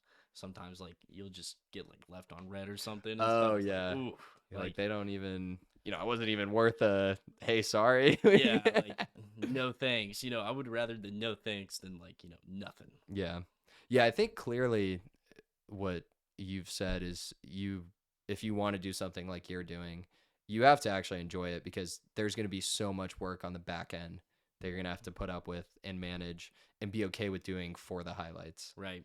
and but making your own music, that's so cool to me. Like, that's such a just level of creativity that's really, really, really awesome. And I love you can make your own album, at one point, and it's just like you can make songs that are more meaningful to you. You'll get your style. There's just so much room that you could take it. Yeah, I love that I'm gonna be like leaving something behind. Yeah, Like it's a form of expression. It's right. great. Yeah, I think it's something just so different. I feel like a lot of people, like for instance, we'll never know, the best race car driver in the world because not everybody drives cars. But I also don't think that we'll ever know, the best artist in the world because not everybody tries, and I think a lot of people miss out on opportunities to do something great just because like I'm at this point in my life, or I'm scared what they're gonna think because Hmm. like it at first it was when I started DJing, it was not cool, like like it was a little weird, and people didn't think it was the coolest thing ever. And then, but more and more recently, And you're probably not that good at it. Right. No, yeah. You're right. And now it's like, you kind of get some text from people and stuff, or, oh, people are now want to be my friend again, and things happen. And it's like, why? You kind of see like slowly people see you working and now they want to be like, they want to be involved. Yeah, which is I think that goes back to what we were saying about the backstage girls is you want to balance that. I don't know. I guess the more successful you get, the harder it would be to differentiate. Yeah. I I don't even know what are we differentiating, people who actually care about you versus people who more so Right. are Or just like, there for the show. yeah, And if you want to just be there for the show and get VIP, like that's cool, Like yeah. there's no I like, we don't have to be like, best friends, but Well, I think that's why it's good always having your core group right. like Kylie is Yeah. gonna he's been with you for all of it. Yeah, no, they You thought he was blow a up. DJ. Oh, They, really? yeah, they, That's they funny. kept asking. They're like, dude, you're doing a great job DJ. And he's like, no, he's doing all the work, man. I'm just his hype man. Yeah, You know? exactly. Yeah, like if you blow up, you're not gonna be like, oh, Kylie's just in it for because I'm big now. Like he's Right. been here. Yeah, no, he has been a day one. He hasn't missed it. But the newer people would be tough. But that's cool that you have a manager now to go back to that in that sense. If you did, like he's been there with you. Right. He's not just trying to screw you over, or, whatever. And 'Cause gave me the early opportunity too, especially like, with where which I carries was. a lot. I mean, that carries a lot of weight. Right. Like, thanks for believing in me. Mm-hmm. That's where I'm excited, one day, when things work out that, it's gonna be a tight group of people that I trust and believe, so I don't think I'm gonna get led, off the path of John Summit, I'm just kidding. I'm just kidding. I think what you said a little earlier too is important, that if you want to do something creative, and I think we do often fall into this trap where like, well, once I graduate college, or once I do this, or once I live in this city, or once I'm this age, like if you want to start something, you really should just start. Right. I mean, they're just it is funny, you get in front of a microphone, you start saying cliche things, but isn't there some saying it's like the best time to start was 10 years ago, the second best is today? Yeah. And that makes a lot of sense. I mean, think of if I started a podcast 10 years ago, how cool would that have been? But the second best time is today. Yeah, I mean, it takes 10 years to blow up overnight, I Yep. mean, Back to the it- yes. Let's go more cliche yeah, things. I mean, it's a real thing, because it takes 10 years of, suck, to then, I mean, look at like, Dylan Francis and, I mean, John Summit Disco Lines didn't blow up overnight. That's not how it Johnson, works. he was doing what you were doing. He was a fraternity kid in David Chicago. Guetta. He was working in finance. Yeah. He He was was an accountant. He was an accountant. yeah, And and then just doing it on the side. what, Levity. Levity, yeah, it took them time, a long time, because they've been working for like 8 years probably. Yeah, David Guetta was like 10 or 12. really. Yeah. Before he got, and now he's like, I He's mean, like biggest 50. DJ in the world. He's like 50, I'm pretty sure right now. Yeah, that's I mean, crazy. and then he just kept pushing it. I think I think that's really, especially in music and social media, like every day is growth. I mean, you can go backwards, but if you're sticking to you and you're consistently just pushing what you do, like the growth only stops when you stop. So I've think- struggled with that a bit, and I'm like, I could just push out clips, but I don't really want to do that. Like, I want to be a little more selective on Right. what I put. Like, even on Instagram, I don't want to be posting every day, which I could, and it might help in the short term, but I think I'd rather, what you're almost saying is like build a brand right, and actually do what I Protect it. want to do. Yeah, and not just, like, have you heard of Opus Clip? yeah, That AI thing? I did it. I put one of my videos in there in like a free trial, and I'm like, this is just so weird to me. Like this AI thing just picked it, and then it's like doing all this. I'm like, I don't like that yeah. much. Like it would save me time, but it doesn't feel. It's not you though. Yeah, it's not me. I didn't pick if, this. If someone started paying you, would you be doing it the same way you do it today? Like I mean, if 5 years from now, if you were sitting in a Joe Rogan place, would you be operating the same way? Mm-hmm. That's a good frame to think about. What else is crazy on the AI topic? If you heard some of these AI songs, Yes. I mean, they're unbelievable. There's some good ones that are I like can't stuck in my believe it. head. The only thing that's crazy about them, but if you listen to them closely, they sound like robotic though. Like my friend, so he sent me one. He's like, check out this song I made. I was like, all right, cool. What I do you like- make? Can you make them on like ChatGPT? Or what are Uh, people? I is don't there remember the software name for of the it? software, but it was like a website. Mm.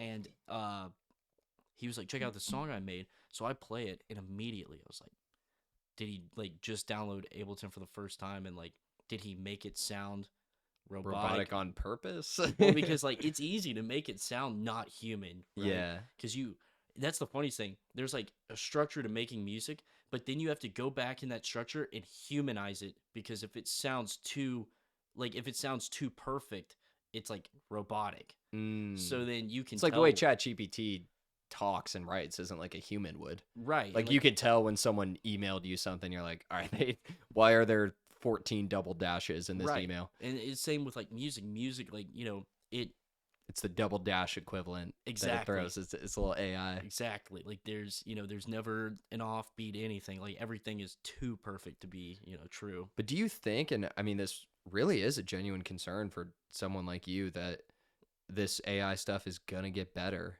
and it's going to start making songs at like a rate that you couldn't? And that, I mean, that also go back to the it's not you and you don't feel connected to it. But I don't know. At some point, it's going to be hard to differentiate. I think the most difficult part, like they might be great for like lyric writing or helping to like with like serum presets, like building a synth. Yeah, using it as a tool is completely different than Those having it make a song. Yeah, with it making the songs though, I just feel like I don't know if any of them like it's just weird because from what I've seen it do so far is it doesn't there's no like you can just tell that it's off, and Mm-hmm. I'm sure it'll get better and better. Well, I heard, maybe I'd have to listen to it closer, but Many Men by Yeah. 50 Cent, Many Men wish death upon. They did an AI and it was like a 60s soulful blues, and the voice is incredible. I mean, I couldn't tell it was AI. I was only listening to like house remixes and stuff. So Yeah. that's probably where I like a lot of my stuff was coming from, like from what I was hearing. But And you're super attuned to that music, right. and you make it. So you would have an ear that yeah, it's pretty perhaps I instant. wouldn't even pick up on. You might I'm not gonna lie, it's pretty like you can tell when it's AI. Yeah. But I'd be curious if you heard this Many Men one I'm talking about, if you could tell if it was AI or not. was it like did you see it on TikTok? It was Joe Rogan talked about it Oh, okay. on a I clip. think I might have seen a clip about it. Yeah. But I mean, I think it's definitely going to get scarier and scarier, but I don't think it's this is my take on it. I don't think it's any scarier than how the music world works anyways, because like there's never going to be an AI DJ, right? Yeah, the yeah. DJ is always going to be a person, but like a John Summit now, do you like if you like take a breakdown and look at how he builds the synth for like crystallize or focus and stuff. I mean, it's like this extremely lengthy process just to replicate that noise. And I think like a lot of times it's like he's just paying his sound engineer to like go Mm. make me 50 cool sounds. He comes back and says, "Hey, here's 50 cool sounds." And then he goes, "Bet, let me rock It's with like these." essentially AI, Right. but you're just paying a person. Right, to make a like humanized sounds, because like it's deeper and they get into the industry, especially like these remixes and the mixing and mastering. Like he's not mastering probably all of his own music Mhm. himself. He's probably getting people to double check his work, triple check his work, just like an Excel spreadsheet. You might think it's perfect, but double down with somebody and they're gonna maybe let's fix this, like Yep. let's fix this, and that's really how it works. I think that's a good way to put, like, regardless of AI, the playing field already isn't fair. Mhm. Like they have access to these people who are doing maybe a lot of the work that you have to do right now because you Right. don't. So that already exists. And I think there is a lot of, I'm with you. I think AI it'll shape how we do stuff. I'm not one of those people who thinks it's going to take over the whole world and take over all our jobs and turn on us Right, and I'm not worried. make us slaves, or, whatever the sci-fi scenario is. It's not like Tron all over again. Yeah. Oh, I had a good question.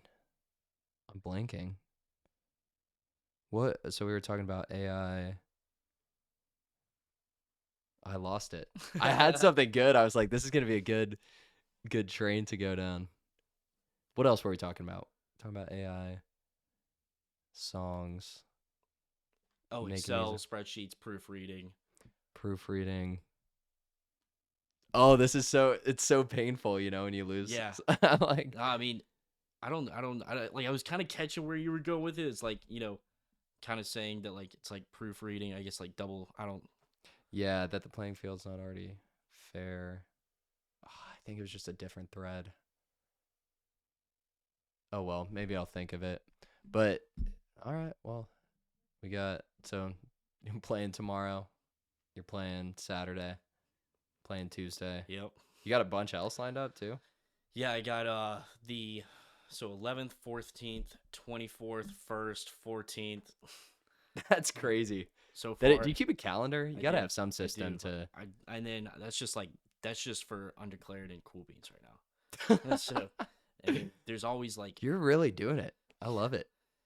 there's random ones that just kind of pop up. You know, someone's like, "Oh, hey, do this real quick," or "Can you do this real quick?" I thought of it.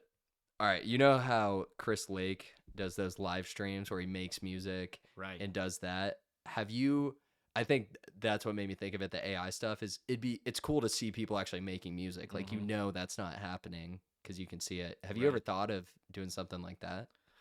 I've thought about it, but like it's a lot easier so being that I'm a small producer, if I go post it and say things start to work out well, how hard is it from a big guy to come up behind me and recreate that sound because he watched how I made it Mm. and then do something with it?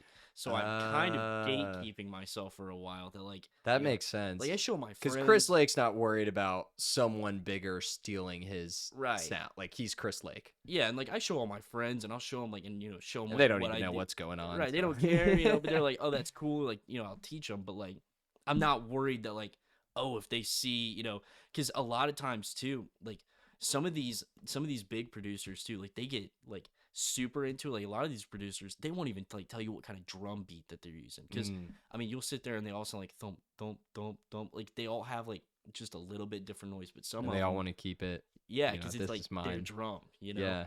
And That's so interesting.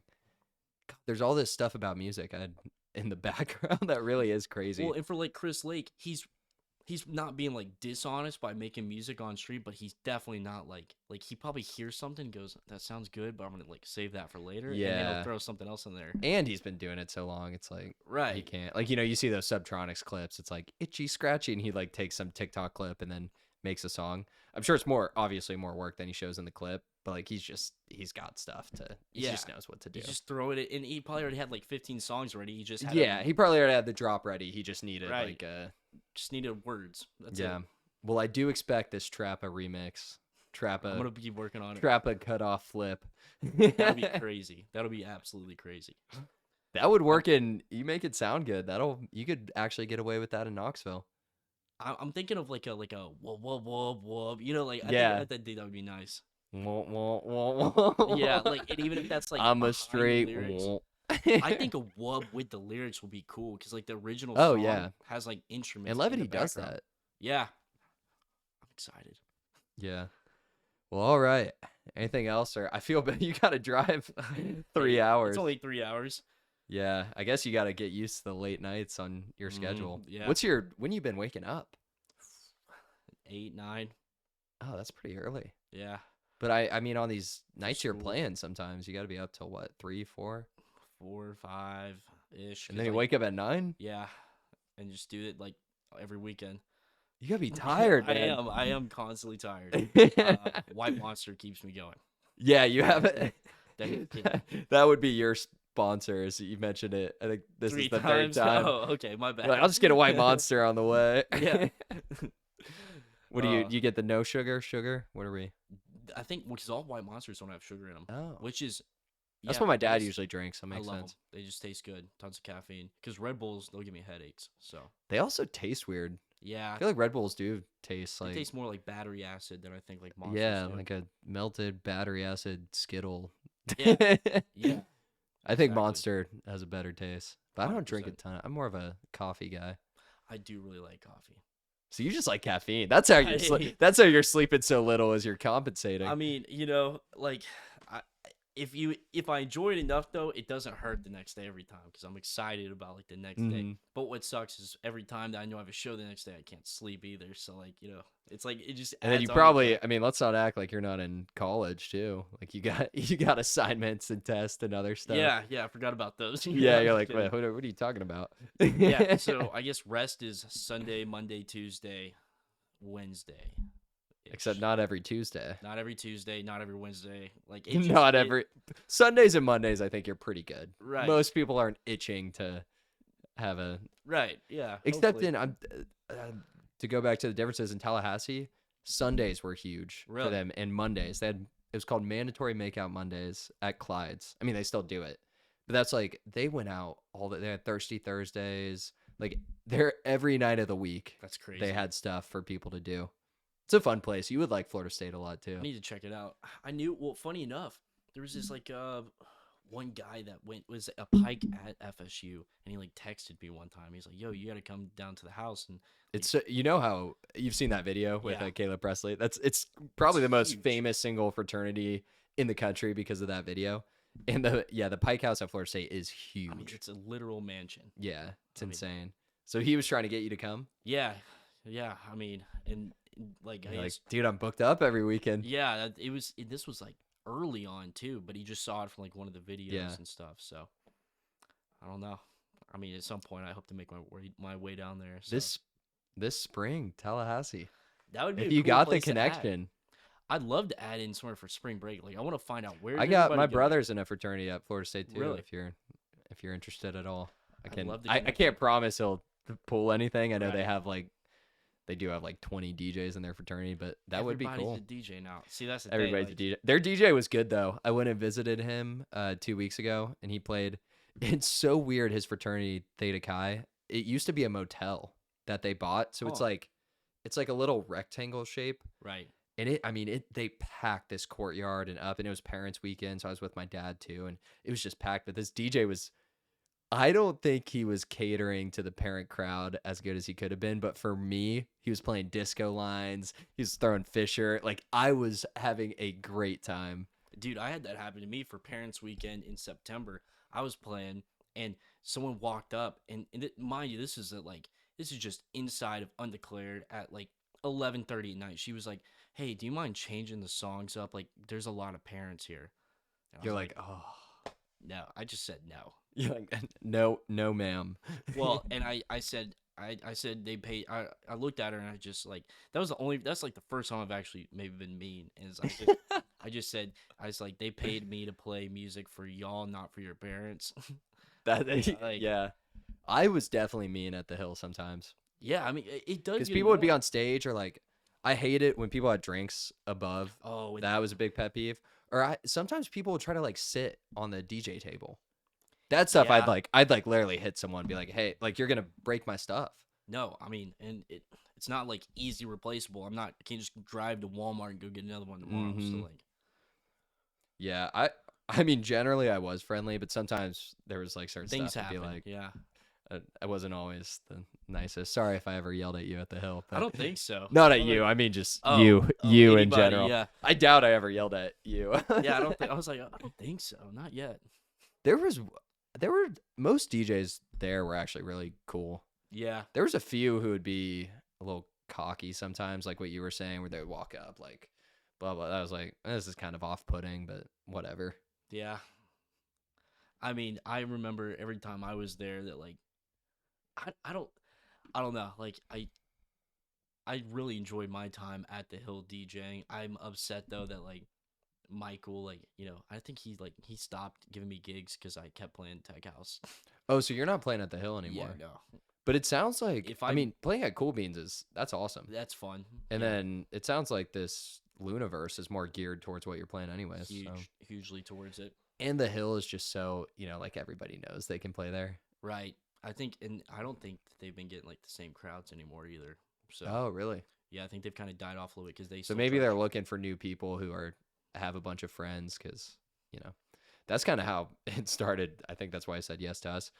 And yeah, we played exactly what they wanted at the Hill. So he was pretty consistent about giving stuff to us. But it's crowd, like every time I was there was a different DJ coming Yeah. after me. I used to play like every week there for a while too. Like, Yeah. that's how We it must was. have crossed We each had to. other even a lot more than I'm thinking. But you may have been doing that when I already graduated. I was there though the Salim night. I remember I DJ'd that night. That was my senior year, so that would have been your sophomore year. Yeah, that But was if my you, first year there, yeah. and that But was if like you my. were playing junior year, I wasn't there anymore. Oh, I wasn't playing there that year after. Actually, Oh, I think I played like 1 or 2 times the year after. okay. That was it. Oh But yeah. No, we must have crossed each other more because I was definitely playing. yeah, We were definitely doing about weekly, if not every other week, my senior year, which would have been your sophomore year. that's crazy to think about. Yeah. I mean, I used to always have. Would you normally do? We would normally open Fridays. That was my favorite. I don't know if you did Saturdays.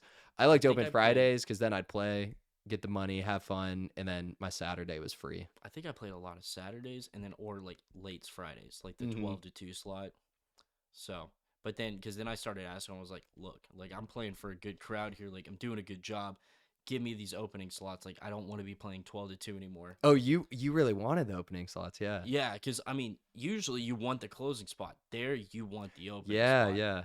Which I think, obviously, we had been there 2 years longer than you, so he knew us better. So that Right. makes sense that he was giving it to us. But oh yeah, that makes That's sense. The crazy. conversation we started with. Yeah, Well, I guess we came kind of full circle. we did. So Yeah. I feel like I gotta let you go to Knoxville. I could keep talking, but all right, take your guess on the time.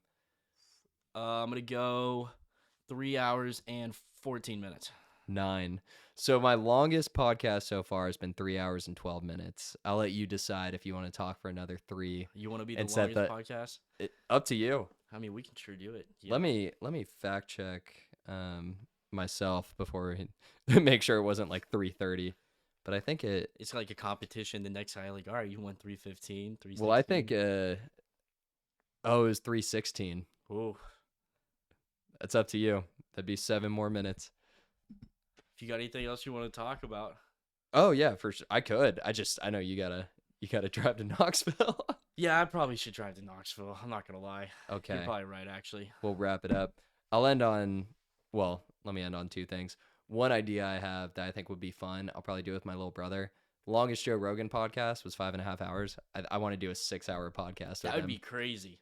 I mean, it'd be double this, Yeah. which is a lot, but I think it's doable. You get some snacks. You can, Yeah, just like come up with creative things. and to that's do along cool. The way. I'll have Yeah, a longer podcast than any of Joe Rogan's.